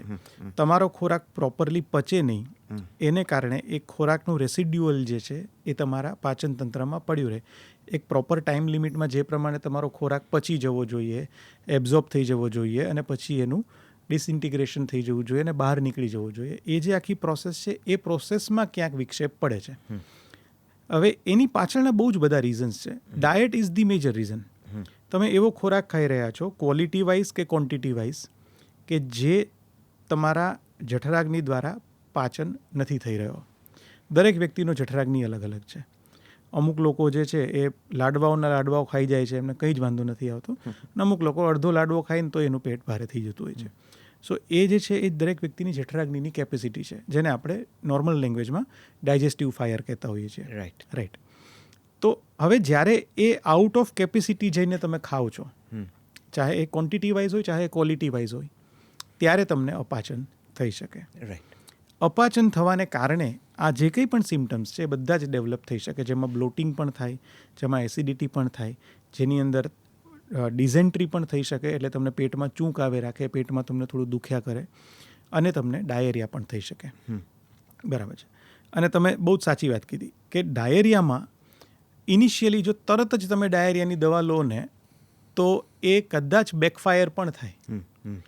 એટલે આયુર્વેદમાં એવું કહ્યું છે કે જો તમને અપાચનને કારણે ડાયેરિયા થતા હોય તો તમારે શરૂઆતના અમુક વેગ જે છે એ જવા દેવા, જેથી કરીને જે કંઈ પણ ઇનડાઇજેસ્ટેડ ફૂડ છે એ તમારું ડ્રેઇન થઈ જાય. એ પછી પણ જો તમારા ડાયેરિયા ચાલુ રહે છે તો તમે એનો ઉપચાર તમે કરો. તો મૂળે અપચો આ છે, તમે આઉટ ઓફ કેપેસિટી જઈને ખાઓ છો જે તમારું શરીર પાચન કરવા માટે સમર્થ નથી. બરાબર છે. એને કારણે આખી વસ્તુ ડેવલપ થાય. હવે આયુર્વેદની અંદર અમુક પ્રકારના પાચક ઔષધો કહેલા છે જે તમને તમારા ખોરાકના પાચનમાં હેલ્પ કરે છે, જેમાં બહુ જ બધા છે. દાખલા તરીકે ઘરગથ્થુની વાત કરું તો અગેન આદુ છે, સૂંઠ છે, મરી છે, જીરું છે, અજમો છે, આ બધા જ પાચક ઔષધો છે. સો તમારા શરીરની પ્રકૃતિ પ્રમાણે તમે આમાંનું કોઈ પણ હોમ રેમેડી જે છે એ નિયત ડોઝમાં લઈ શકો, જેથી કરીને તમને એની કોઈ સાઇડ ઇફેક્ટ્સ ન થાય. સો આનો ઉપચાર તમે કરી શકો. અપાચનનું શ્રેષ્ઠ ઉપચાર જે છે ને એ છે લંઘન, દેટ ઇઝ યોર ઉપવાસ. તમે શક્ય હોય ત્યાં સુધી ખાવાનું થોડા પાચન તંત્રને રેસ્ટ આપો, એકાદ દિવસ તમે ઉપવાસ કરો, અથવા તો તમે બહુ જ હળવો ખોરાક ખાઓ, બને ત્યાં સુધી લિક્વિડ ફૂડ લેવાનું રાખો, અથવા તો મગનું પાણી કે એકદમ ગળેલો ભાત કે ખીચડી કે એવો જ કોઈ ખોરાક ખાવાનું રાખો. અને late your digestive system give some time. પોતાની સિસ્ટમ જ આપણી એટલી બધી સ્ટ્રોંગ ઇનફ છે કે આરામથી પાછું બધું જ કોપઅપ કરીને બેક ટુ ટ્રેક થઈ જ જતી હોય છે. સો લંઘન કરવું એ બહુ જરૂરી છે. અને બાકી મેં જે તમને આ વસ્તુઓ કીધી એ કરી શકો. આયુર્વેદની ઔષધિઓની વાત કરું તો બહુ જ બધી ઔષધિઓ છે કે જે તમને હેલ્પ કરી શકે. રેડીલી અવેલેબલ પણ ઔષધિઓ છે. એટલે તમે ફોર એક્ઝામ્પલ હું તમને એક્ઝામ્પલ આપું કે દાખલા તરીકે આમ પાચન વટી છે કે પછી ચિત્રકાદી વટી છે કે શંખ વટી છે, આ બધી ઔષધિઓ એવી છે કે જે અપાચન માટે ટ્રાઇડ એન્ડ ટેસ્ટેડ વર્ષોથી વૈદ્યો ઉપયોગમાં લે છે. એટલે આયુર્વેદિક ડૉક્ટરની સલાહ પ્રમાણે તમે આ ઔષધિઓનો ઉપયોગ તમારા ડૉક્ટર જો સજેસ્ટ કરે તો એ પણ તમે કરી શકો. સો આ અપાચનનો આયુર્વેદિક કોન્સેપ્ટવાળી વાત થઈ. હવે coming back to prebiotic, probiotic and gut bacterias. હવે આ બહુ ફેસિનેટિંગ સાયન્સ છે ભાઈ. ગટ બેક્ટેરિયા જે છે ને એ તમારી ઇન અ વે તમારી આખી પાચન પ્રણાલીને મેનેજ કરે છે. ઓકે. અને ધેર આર એ બેક્ટેરિયાઝની સંખ્યા જે છે ને એ કરોડ્સ એન્ડ કરોડ્સમાં છે. બરાબર. અને અલગ અલગ પ્રકારના બેક્ટેરિયાસ છે, મલ્ટિપલ. એટલે હજુ બી સાયન્સ પૂરેપૂરા કેટલા પ્રકારના બેક્ટેરિયાસ છે એને ઓળખી નથી શક્યું. એમાંથી અમુક ગુડ બેક્ટેરિયાસ છે, અમુક બેડ બેક્ટેરિયાસ છે. મોટા ભાગના ગુડ બેક્ટેરિયાસ છે કે જે આપણા સિસ્ટમને, આપણા શરીરને સપોર્ટ કરે છે. હવે જ્યારે આ બેક્ટેરિયાઝની અંદર ઇમ્બેલેન્સ થાય છે ત્યારે તમારું પાચન યુઝ્યુઅલી બગડે છે. ઓકે. બેક્ટેરિયાઝની અંદર ઇમ્બેલેન્સ થવાની પાછળના બહુ જ બધા કારણો છે, જેની અંદર ડાયટ ડેફિનેટલી આવે, તમારી લાઇફસ્ટાઇલ ડેફિનેટલી આવે, તમારું ઇમોશનલ બ્રેકડાઉન થયું હોય કે તમારું ઇમોશનલ સ્ટેટસ જો બહુ જ ખરાબ હોય કે તમને ખૂબ સ્ટ્રેસ કે એન્ઝાયટી હોય તો પણ તમારા ગટ બેક્ટેરિયા ઇમ્બેલેન્સ થઈ જાય છે. સો આ બધી જ વસ્તુઓ એમાં આવતી હોય છે. પ્રીબાયોટિક અને પ્રોબાયોટિક આ બંને વસ્તુઓ જે છે એ આ બેક્ટેરિયાને લાગુ પડે એ જ પ્રકારની છે. પ્રોબાયોટિક એટલે શું? તો પ્રોબાયોટિક એટલે ધી બેક્ટેરિયાઝ ઇટસેલ્ફ. એટલે કે જો તમારા શરીરની અંદર, જો તમારા આંતરડામાં એ બેક્ટેરિયલ ફ્લોરા ડિસ્ટર્બ થયો છે તો તમે કોઈને કોઈ સ્વરૂપે એ બેક્ટેરિયા ફરીથી ત્યાં આગળ બેક્ટેરિયલ કોલોની ડેવલપ થાય એ માટે કંઈક તમે લઈ રહ્યા છો. દાખલા તરીકે છાશ. છાશ ઇઝ ધી નેચરલ પ્રોબાયોટિક. હવે માર્કેટમાં રેડીલી અવેલેબલ પ્રોબાયોટિક્સ પણ મળે છે. જી. બરાબર છે. So this is your probiotic. એ લેવાય? આયુર્વેદ સોરી, એમાં you need to discuss with your physician. લઈ શકાય, આમાં કોઈ મેજર પેલું હોતું નથી, બટ એક વખત તમારી ડૉક્ટરની સલાહ પ્રમાણે લો. બટ પર્સનલી મને પૂછો તો બને ત્યાં સુધી નેચરલ વેમાં જઈએ એ બેટર છે. એટલે જો તમે છાશ કે દહીં કે આ પ્રકારની વસ્તુઓથી તમે તમારા શરીરમાં એ પ્રોબાયોટિક્સ ડેવલપ કરી શકતા હોય તો that is the best case scenario. Okay. બરાબર. સો આ વાત થઈ પ્રોબાયોટિકની. પ્રીબાયોટિક શું છે? પ્રીબાયોટિક જે છે ને એ તમારા આ બેક્ટેરિયાને અપાતો ખોરાક છે. That is your prebiotic. So you consume such food કે જે તમારા આંતરડાની અંદર જે બેક્ટેરિયા છે એને ગ્રો થવામાં હેલ્પ કરે. ઓકે. જેથી કરીને એ બેક્ટેરિયા તમારા પાચનમાં હેલ્પ કરે. સો મોટાભાગનું ફાઇબરવાળું ફૂડ જે છે ઓકે એ પ્રીબાયોટિકમાં આવે. શું કામ? કારણ કે ફાઇબર જે છે એ તમારા આંતરડાની અંદર એબ્ઝોર્બ થતું નથી. ફાઇબર ઇઝ સમથિંગ કે જે નીકળી જવાનું છે. સો ફાઇબરવાળું જે ફૂડ છે એ તમે જ્યારે લો છો ત્યારે એ જે ફાઇબર્સ છે, સ્મોલ ફાઇબર્સ, એ તમારા બેક્ટેરિયાનો ખોરાક બને છે. ઓકે. અને એને કારણે એ તમારા આંતરડામાં જે બેક્ટેરિયાઝ રહેલા છે ગટમાં એ ગ્રો થાય છે. So that is your prebiotic. બરાબર છે. હવે કયું ફૂડ છે જે પ્રીબાયોટિક કે રસોડામાંથી મળતું કયું એવું દ્રવ્ય છે જે પ્રીબાયોટિકની ગરજ સારે છે? પ્રોબાયોટિક તો આપણે સમજ્યા કે દહીં છે, છાશ છે, તો એના વિશે જરાક આપ કહેજો. પ્રીબાયોટિકમાં આપણા સેલેડ્સ બધા આવે. બધા સેલેડ્સ આવે કે જેની અંદર ફાઇબર્સ વધારે છે. રાઈટ. એટલે આપણે જે રૂટીનમાં જે બધા ખાઈએ છીએ, કોબી, કાકડી, ટમેટા, ગાજર, જે આપણા સલાડ્સ છે કે જેમાં, અથવા તો જાડી છાલવાળા ફ્રૂટ્સ, એપલ છે કે એ કોઈ પણ પ્રકારની જાડી છાલ કે જેમાંથી ફાઇબર્સ આપણને વધારે મળે છે, પાલક છે. સો આ બધા જે છે એ પ્રીબાયોટિકની ગરજ સારી શકે. પ્રીબાયોટિક ને પ્રોબાયોટિક તમે સરસ સમજાવ્યું. મારે એક આ પ્રશ્ન પણ પૂછવો છે કે આજકાલ, અને વચ્ચે પણ એ વાત નીકળી મારા મનમાં હજી જરાક, હવે જે ચોમાસાની ઋતુ આવશે ત્યારે જે અચાનક સાંધાના દુખાવા વધી જતા હોય છે કે એ પ્રકારની વડીલોને જે તકલીફ થાય છે એના વિશે પણ આપની પાસેથી થોડુંક ગાઈડન્સે જોઈએ છે ને આવા કોઈક ઉપચાર હોય તો એ પણ જોઈએ છે. પણ મારે વચ્ચે આ સવાલ જરાક પૂછવો છે કે હવે જે પહેલાં કામ પેપરની કોલમ્સ કરતી હતી આ પ્રકારની અવેરનેસ ફેલાવવા માટે, એનાથી 10 ગણા મોટા લેવલે આ કામ હવે અવેરનેસ કહો કે ક્યારેક મિસકન્સેપ્શન્સ કરવામાં કે મિસઅન્ડરસ્ટેન્ડિંગ્સને પણ સ્પ્રેડ કરવામાં આ રીલ્સ કે શોર્ટ્સ કે નાના નાના વાયરલ વિડીયોઝ બહુ મોટી ભૂમિકા ભજવે છે. ખાનપાનમાં પણ તમે એનો ઉલ્લેખ કર્યો કે કોઈક જગ્યાએ કોઈક કંઈક સરસ મજાનું ખાઈને આવે ને પછી એની રીલ મૂકે એટલે આપણને પણ એમ થાય કે એ જઈ આવ્યા અને આપણે રહી ગયા. કોઈક રાત્રે ખાઈને એની સરસ મજાની રીલ મૂકે તો આપણને પણ એમ થાય કે ના, રાતે 12 વાગે ખાવું ઇઝ વેરી કૂલ, અને તમે બહાર જઈને ચીઝ કેક ખાઓ કે પેલા રસ્તે પર હવે જે કેકવાળા ઊભા રહે છે અને ઘરના હોમમેડ કેક્સ કે વગેરે બધું મૂકે છે, ત્યાં જઈને રાત્રે જ ખાવું, ગોળો રાત્રે જ ખવાય, તરબૂચ રાત્રે જ ખાવાનો, કેરી ખાવા જવું હોય તો જમ્યા પછી પાછું એક મિલ્કશેકવાળાને ત્યાં જઈને પાછી કેરી ખાવાની, અથવા તો ફ્રૂટ ડીશ તરીકે કેરી ખાવાની. તો આપણી ઘણી બધી લાઈફસ્ટાઈલની બધી રીતો એ વાયરલ વિડીયોઝથી ડ્રીવન છે કે આ જગ્યાએ જઈને ખાવું અહીંયા વગેરે વગેરે. આ વસ્તુ આપણા સ્વાસ્થ્યને શારીરિક અને માનસિક રીતે કેટલી અસર કરે છે અને એના લીધે કોઈ રોગો થાય છે? બહુ ઇન્ટરેસ્ટિંગ છે. આપણે બહુ ઇઝીલી ઇન્ફ્લુઅન્સ થઈ જઈએ વાયુ પ્રકૃતિ. એટલે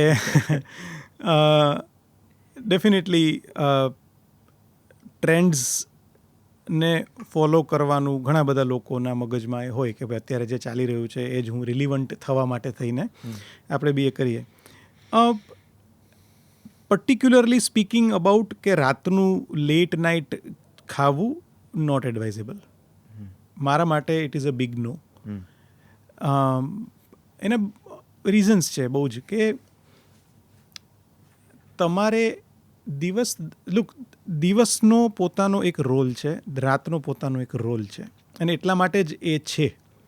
આપણી જે સર્કાડિયન રિધમ્સ છે એ પણ એ જ રીતે ડિઝાઇન થયેલી છે કે અમુક સમયે જ આપણને અમુક પ્રકારની ક્રેવિંગ્સ થવી કે અમુક પ્રકારની અરજીસ થવી, એની પાછળનું એક ક્લોક છે જે યુનિવર્સ લેવલે પણ ચાલી રહી છે ને આપણા શરીરમાં પણ એનું એક રિફ્લેક્શન ચાલી રહ્યું છે. સો એ પ્રમાણે જો આપણે ફોલો કરીએ તો આપણે ઓપ્ટિમમ હેલ્થ તરફ જઈ શકીએ. સો રાતના લેટ નાઇટ ડાઇન આઉટ કે રાતના આપણે રાત્રે મોડે સુધી જાગવું કે ફોર ધેટ મેટર એ બધી વસ્તુઓ પણ એડવાઇઝેબલ નથી. ઘણી બધી વખત મને પેશન્ટ્સના સામેથી એવા આવે કે સાહેબ અમારે તો નાઇટ શિફ્ટ છે, અમે તો શું કરીએ એમ. હવે ત્યારે હું ઓનેસ્ટલી હેલ્પલેસ થઈ જાઉં છું ભાઈ, કારણ કે હવે એમાં આપણે શું કહી શકીએ કે ભાઈ આપણે એવું તો નથી કહી શકવાના કે ભાઈ તું નોકરી બંધ કરી દે.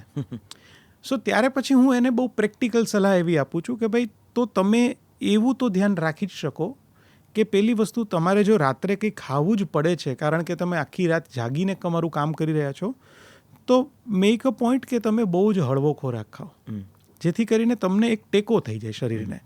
બહુ જ વધારે ભારે ખોરાક ખાવો કે રાત્રે તમારે બહાર નીકળીને પછી તળેલું કંઈક ખાઈ લેવું કે ગાંઠિયા ભજીયા ખાઈ લેવા અને એ બધું કરવું, એની કરતાં કંઈક હળવો ખોરાક તમે હોમમેડ જે ન્યુટ્રિશિયસ ખોરાક છે એવું કંઈક ખાઓ. દાખલા તરીકે તમે ખીચડી છે કે મગભાત છે કે આ પ્રકારનો કોઈ ખોરાક પેટ ભરીને નહીં ખાવાનો, બટ ટેકો થઈ જાય. અને બીજી વસ્તુ, તમારે ઊંઘ પ્રોપર થવી તો જરૂરી જ છે. એટલે ફોર એક્ઝામ્પલ તમારી ભલે નાઇટ શિફ્ટ છે, બટ સવારે તમે ફરી જ્યારે તમારા ઘરે પહોંચો છો ત્યારે તમે એ તો ચોક્કસથી આગ્રહ રાખો જ કે તમે 7 કલાકની પ્રોપર ઊંઘ તો લઈ જ રહ્યા છો. બરાબર છે. સો રાત્રે ખાવું અને રાત્રે ઉજાગરા કરવા બિનજરૂરી એ તો કોઈ સવાલ જ નથી બનતો, એ તો નથી જ, બિગ નો. બીજી વાત આવે છે જે ઇન્સ્ટાગ્રામ પર, ફેસબુક પર, યુટ્યુબ પર અત્યારે જે બધી અલગ અલગ વસ્તુઓ ચાલી રહી છે, ફોર એક્ઝામ્પલ અત્યારે આપણે બી કરી રહ્યા છીએ, લોકો એ રીતે કન્ઝ્યુમ કરશે. સો એમાં છે ને એક થિન લાઇન છે જે લોકોએ પોતાની વિવેક બુદ્ધિથી સમજવાની જરૂર છે. પહેલી વસ્તુ એ કે નોલેજ ગેઇન કરવું એ જરાય ખોટું નથી. જ્યારે આપણા માધ્યમથી લોકોને એ ખ્યાલ આવે કે ભાઈ હરડે તમને પાચન થવામાં હેલ્પ કરી શકે એમ છે, કે અરડુસી જે છે એ તમને શરદીમાં હેલ્પ કરી શકે એમ છે, so in a way you are enhancing your knowledge and તમે તમારી હેલ્થ પ્રત્યે વધુ જાગૃત થઈ રહ્યા છો. So always it is a welcoming step કે જેની અંદર તમે અલગ અલગ રીતે તમારા હેલ્થને લઈને, તમારા શરીરને લઈને જાણો. But when it comes two implementing, ત્યારે તમારે કોઈ એક્સપર્ટની એડવાઇસ લેવી જરૂરી છે. એ ચાહે કોઈ પણ એક્સપર્ટ હોય. તમે યોગ પણ જાતે ન કરો, એમાં પછી સૂર્ય નમસ્કાર આડાવડા કરી લો, પછી પછી પગ એવા ફિટ થઈ જાય ને કે પછી બીજા 2 જણને બોલાવવા પડે કે હવે ખોલો છે એવું થાય છે. એટલે તમે યોગ કરો, પ્રાણાયામ કરો, આયુર્વેદ કરો, પ્રાણિક હિલિંગ, એનર્જી હિલિંગ સાયન્સીસ છે કે પછી મેઇન સ્ટ્રીમ એલોપેથિક મેડિસિન છે, કંઈ પણ છે. જાણવા માટે અત્યારે મોટો ફાયદો એ છે નિશિતભાઈ કે એટલું બધું અવેલેબલ છે. બધા જ સ્ટ્રીમના એક્સપર્ટ્સ તમારા આંગળીના વેઢે છે. કરેક્ટ. રાઈટ.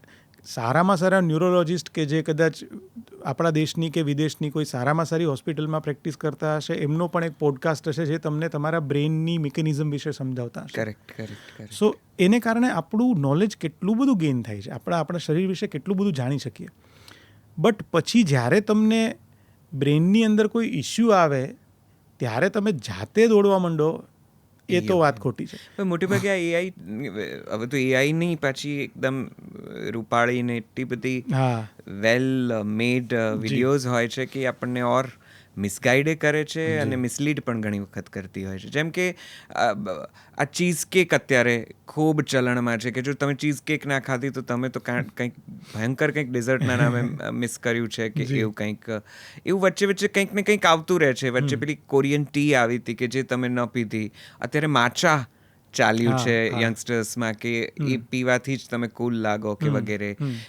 થોડા સમય પહેલાં થૂકપા અને એ પ્રકારના સૂપ્સ આવ્યા હતા અને એટલે ઇન્ટરનેશનલ ક્વિઝિન્સમાંથી કંઈક ને કંઈક આપણે ત્યાં આવતું રહે છે જે કદાચ આપણા દેશ, આપણા પ્રદેશ, આપણા ભૂગોળ કે આપણા વાતાવરણને અનુરૂપ ન હોય તો પણ ઇન્સ્ટાગ્રામ અને વગેરે જગ્યાઓથી જોઈને તમને એમ થઈ જાય કે આ શું છે અને આ આપણે ના ખાધું તો આપણે ખબર નહીં, તમે કીધું એ પ્રમાણે જન્મારો એળે ગયો, આપણને તો ખબર જ ના પડી કે આ શું હતું એમ.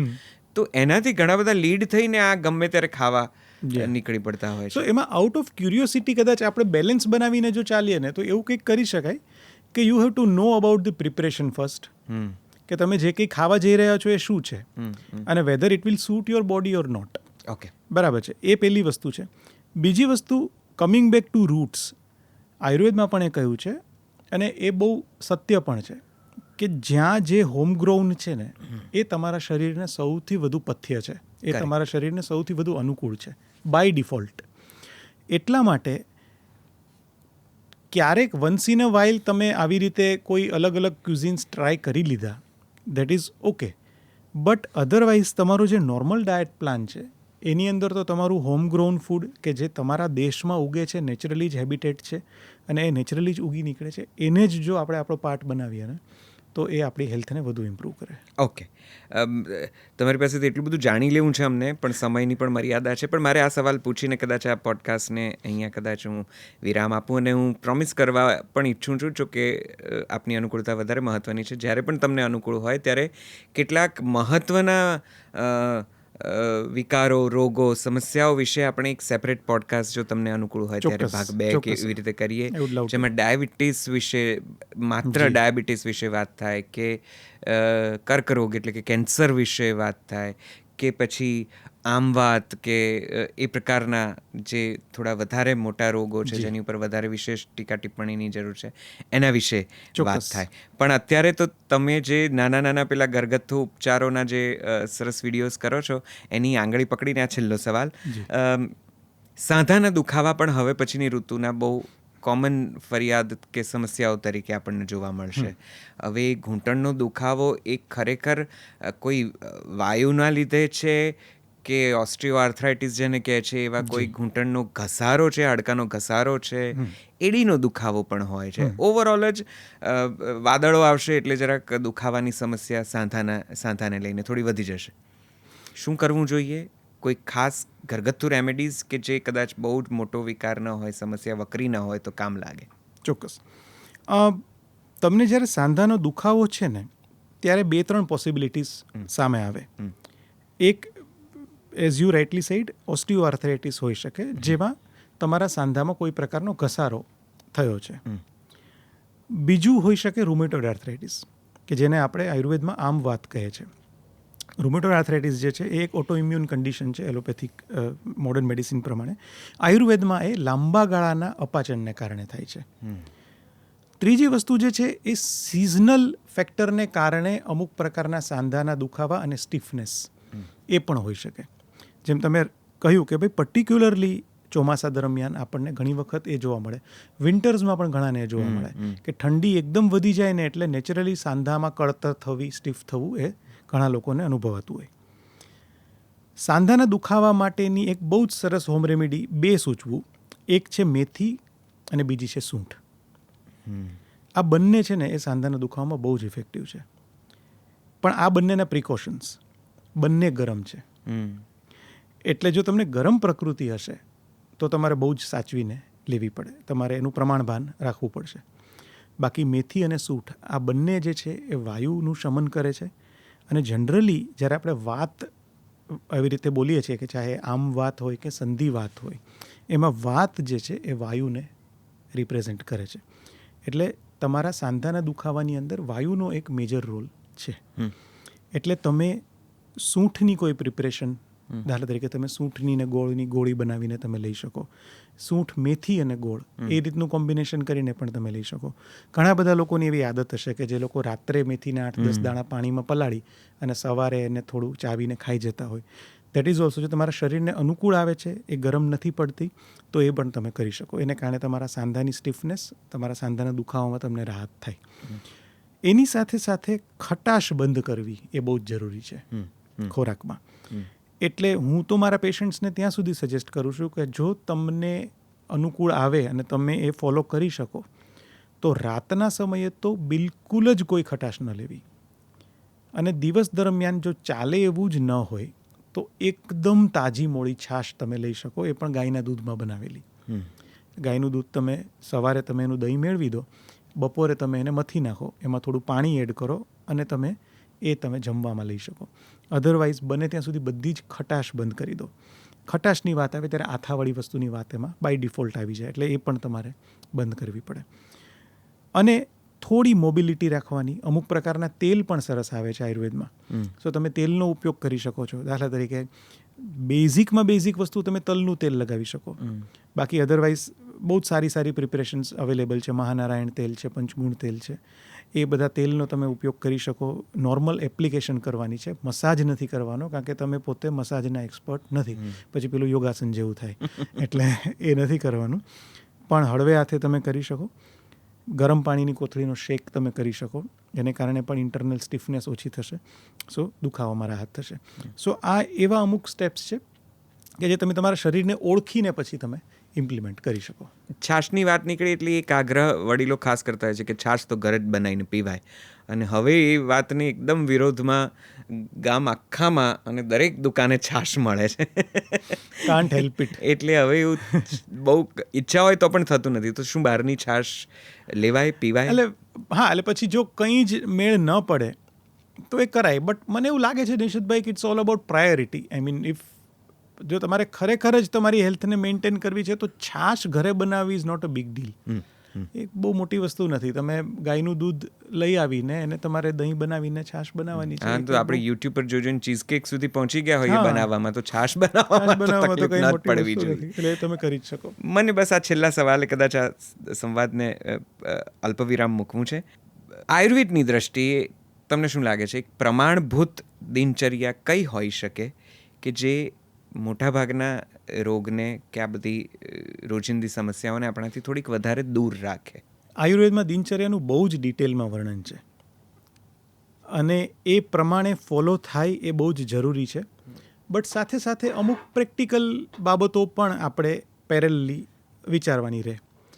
સો હું તમને એક એવી આઈડિયલ દિનચર્યાની વાત કરું કે જે દરેક વ્યક્તિ જો ઈચ્છે ને તો એ ફોલો કરી જ શકે.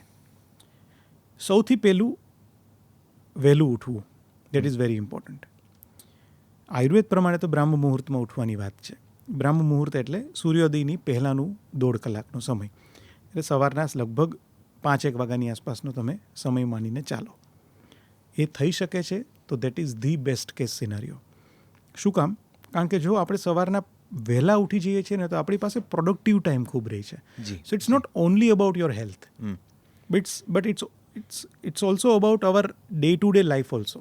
બરાબર છે. સવારના સમયમાં આપણે બહુ જ બધા કામો જલ્દીથી પૂરા કરી શકીએ, આપણે ફ્રેશ હોઈએ. એટલે આપણે નિરાતે આપણે અમુક વસ્તુઓ, હું પર્સનલી મારી વાત કરું તો મારે મ્યુઝિકનું કંઈક કામ કરવું હોય તો હું વહેલો ઉઠીને કરું છું. અચ્છા. કારણ કે એ મને ખાસ્સો સમય આપે છે કામ કરવા માટે થઈને. રાઈટ. તો વહેલા ઉઠવું એ જરૂરી છે. બીજી વસ્તુ, એક બહુ જ ઇમ્પોર્ટન્ટ વસ્તુ આયુર્વેદમાં એ કહી છે કે તમે જાગીને સૌથી પહેલાં તમારા શરીર વિશે વિચારો, whether I am okay or not. એ બહુ જ જરૂરી છે. હું સ્વસ્થ છું ને, આજે ઉઠ્યો, મારી ઊંઘ બરાબર થઈ છે, હું સ્વસ્થ છું, મારું ઓવરઓલ મારી સિસ્ટમ, મારું શરીર બરાબર છે. You just observe yourself for a while. એ પછી તમારો નિત્યક્રમ પૂરો કરો. પહેલાંના જમાનામાં નેચરલી દાંતણ કરતા, અત્યારે આપણે બ્રશ કરીએ છીએ, જે કંઈ હોય એ બધું જ નિત્યક્રમ પૂરો થાય. એ પછી અમુક પ્રકારની વસ્તુઓનો આયુર્વેદમાં ઉલ્લેખ છે જે તમે શક્ય હોય તો રેગ્યુલરલી, બટ પ્રેક્ટિકલી કદાચ એ પોસિબલ ન હોય તો ઓકેઝનલી પણ કરી શકો, જેમ કે મસાજ, પછી શેક કરવો. આ બધી વસ્તુ એવી છે કે જે આયુર્વેદમાં તો એવું કીધું છે કે ભાઈ તમારે શિરો અભ્યંગ ડેઇલી કરવો કે પાદ અભ્યંગ ડેઇલી કરવો, શરીરનો અભ્યંગ ડેઇલી કરવો. બટ વી અન્ડરસ્ટેન્ડ અત્યારની જે લાઇફસ્ટાઇલ છે એ પ્રમાણે, બટ જેટલું તમારાથી થાય એ પ્રમાણે એને ફોલો કરવાનું રાખવું, જેથી કરીને આપણું ઓવરઓલ બોડી મસલ માસ બી ડેવલપ થાય છે અને મસાજના પાછા બીજા બહુ જ બધા બેનિફિટ્સ પણ છે. બરાબર છે. Right. Exercise very important. So વહેલા ઉઠવું, ડેઇલી તમારું રૂટીન પૂરું કરો, એક્સરસાઇઝ કરો. વ્યક્તિ પોતે નક્કી કરશે કે એને કયા પ્રકારની એક્સરસાઇઝ કરવી, પણ એટલું ચોક્કસથી કે તમને જો 50 પૈસાની એક્સરસાઇઝ કરવાની ત્રેવડ હોય તો તમારે 60 પૈસાની કરવાની, તો જ ધીમે ધીમે આગળ વધાશે. બાકી શરીરનો મૂળભૂત સ્વભાવ છે એ આળસ છે. એટલે આપણને એવા 50 બાના મળી જ જશે કે આજે તો રહેવા દઈએ, નથી જવું. મને તો આ બધું મારી ઉપર લાગુ પડતું હોય ને એટલું બધું લાગી રહ્યું છે. એટલે જી, થોડુંક આમ સ્વાધ્યાય કરવું પડે, થોડીક હિંમત ભેગી કરીને. પણ આપણને જો, અરે હું પ્રેક્ટિકલી સમજાવું કે ભાઈ આપણને એવું છે કે ભાઈ હું 5000 સ્ટેપ્સ ચાલી શકું એમ છું કમ્ફર્ટેબલી, તો try to go for 5500 or 6000. Correct. થોડી તમારી લિમિટ એક્સટેન્ડ કરો. અને એક્સરસાઇઝ ઇઝ સમથિંગ કે જે ઇનેવિટેબલી કરવી જ જોઈએ. હવે એમાં તમે જિમમાં જઈ શકો, વોકિંગ, જોગિંગ, સાયકલિંગ, એરોબિક્સ, આ તે બીજું, એ તમારી પ્રકૃતિ પ્રમાણે આધાર રાખે.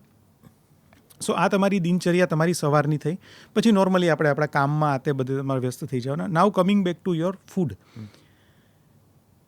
આઈડિયલ ટાઈમ જે છે આપણો બપોરનો સમય અને રાતનો સમય, એ તમારા ખોરાકમાં સચવાય એ જરૂરી છે. અચ્છા, હું બ્રેકફાસ્ટ ભૂલી ગયો. બ્રેકફાસ્ટની બાબતમાં છે ને 2-3 વસ્તુઓ છે.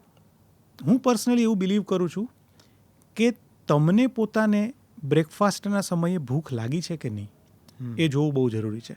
બ્રેકફાસ્ટનું નામ જ છે બ્રેકિંગ યોર ફાસ્ટ. તમે ડિનર કર્યું, એ પછી તમે ઊંઘી ગયા, દેટ વોઝ યોર ફાસ્ટ. નાવ એ તમારા ફાસ્ટને ક્યારે બ્રેક કરવો એ તમારા પર છે. સો એવું જરૂરી નથી, તમને સપોઝ કે રાત્રે હેવી જમાઈ ગયું છે અને તમને એમ છે કે ભાઈ મારું પેટ બહુ ભારે છે, તો એવું જરૂરી નથી કે તમારે સવારના 8:30 વાગે ફરજિયાત બેસીને તમારે ખાવું જ છે. ના, યુ કેન સ્કીપ ઇટ. તો એ તમારા પર છે. અને હેલ્ધી બ્રેકફાસ્ટ અગેન કરવાનો છે. બ્રેડ ને આ તેને જે બધું જે ચલણ ઘૂસી ગયું છે એ તો બને એટલું અવોઇડ જ કરીએ એ જરૂરી છે. આપણો દેશી બ્રેકફાસ્ટ, આપણો જે ઓથેન્ટિક બ્રેકફાસ્ટ હતો એ લેવો, એ લેવાય એ સારું છે. જેમાં આપણે ભાખરી છે કે એ બધી વસ્તુઓ આવી જાય, આપણા શરીરને અનુકૂળ આવે એ પ્રમાણે. ઘણા લોકો ફ્રૂટ્સ પણ લે છે. લંચ ટાઈમ અને ડિનર ટાઈમ સચવાય એ જરૂરી છે.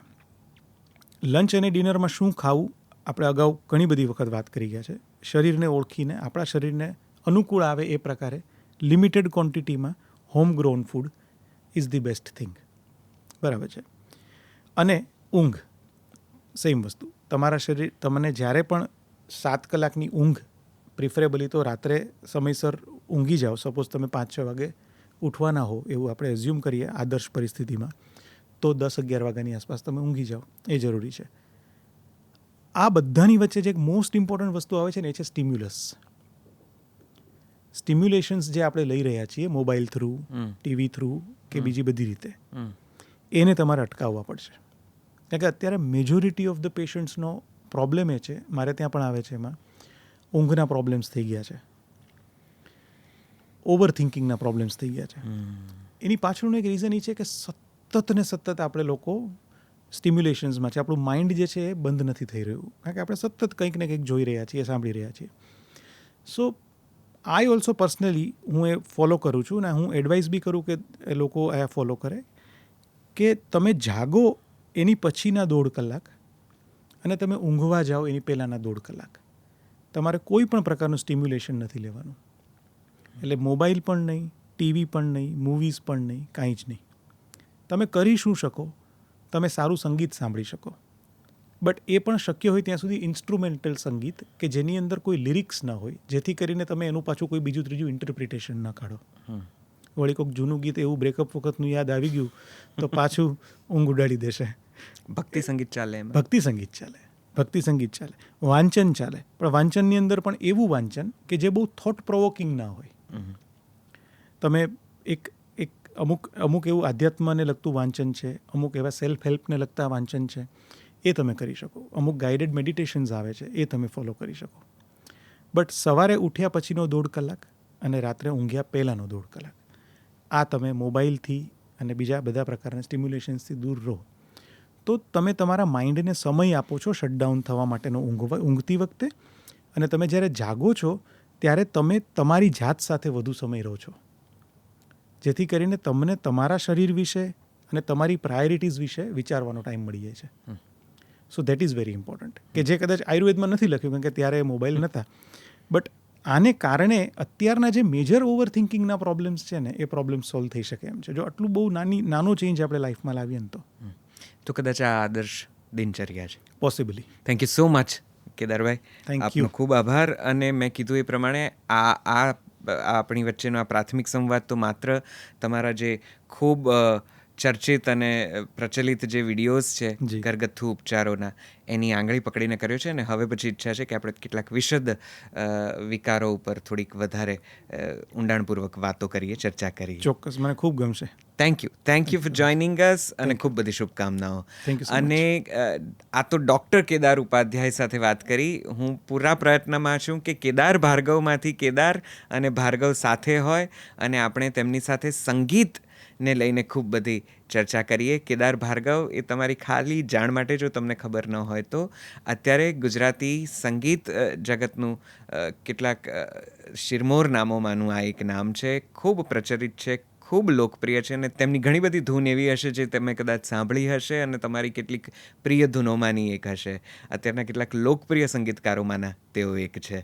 સો કેદારની એ પણ એક ઓળખાણ છે જેના વિશે આપણે ક્યારેક Thank you. ચોક્કસથી વધારે વાતો ચોક્કસ, કરીશું. Thank you for joining us sir. Thank you Nishitbhai. બસ, તો પછી આજે આ સંવાદમાં તો તમને ઘણા બધા અંગુલી નિર્દેશ મળી ચૂક્યા છે. લાઇફસ્ટાઇલ વિશે, ખાનપાન વિશે, તમારી રોજિંદી દિનચર્યા વિશે, આવડત વિશે, તમારે શું ખાવું, શું નહીં, ક્યાં જવું, કેવી રીતે રહેવું, બધું જ. તો એને ચોક્કસથી ફોલો કરજો. તમે કોઈ ખાસ પ્રયોગ આયુર્વેદના આ ઉપાયોમાંથી અજમાવો છો? તમારી પાસે કોઈ એવો ઘરગથ્થુ ઉપચાર છે જે કોઈ એક ખાસ રોગનો તોડ હોય, એની ખાસ ચિકિત્સાની જેમ તમે એને ઉપયોગમાં લીધો હોય ને સરસ પરિણામો મળ્યા હોય, તો અમને જણાવો ને. અને એ રીતે કદાચ લોકો પણ એને વાંચશે તો એમને પણ એને અનુસરવાનું ગમે. પણ હા, આ બધા જ ઘરગથ્થુ ઉપચારોની જે વાત કરી, ઉપાયોની વાત કરી કેદારભાઈએ, એમાં એક ખાસ ડિસ્ક્લેમર હંમેશા તમારે નોંધી જ લેવું કે આયુર્વેદ ચિકિત્સકની સલાહ લઈને આ કરો એ વધુ ઈચ્છનીય છે અને એ વધારે પરિણામદાયી રહેશે. બસ, અત્યારે આટલું જ. આ પોડકાસ્ટ ગમ્યો હોય તો લોકો સુધી શેર કરો, લોકો સુધી પહોંચાડો, અને આ ચેનલને સબસ્ક્રાઈબ કરજો. અમારો મૂળ ઉપક્રમ ગુજરાતી ભાષાનું એક સરસ મજાનું નજરાણું એટલે અમારી એપ્લિકેશન જલસો પ્લે સ્ટોર અને એપ સ્ટોર પરથી ડાઉનલોડ કરીને એ પણ તમે સાંભળજો. એમાં બધા પોડકાસ્ટ ઓડિયો સ્વરૂપે અમે મૂકવાની કોશિશ કરીએ છીએ. ચાલો ત્યારે નવા એપિસોડમાં જલ્દીથી મળીએ છીએ. ત્યાં સુધી મને રજા આપો. નમસ્તે.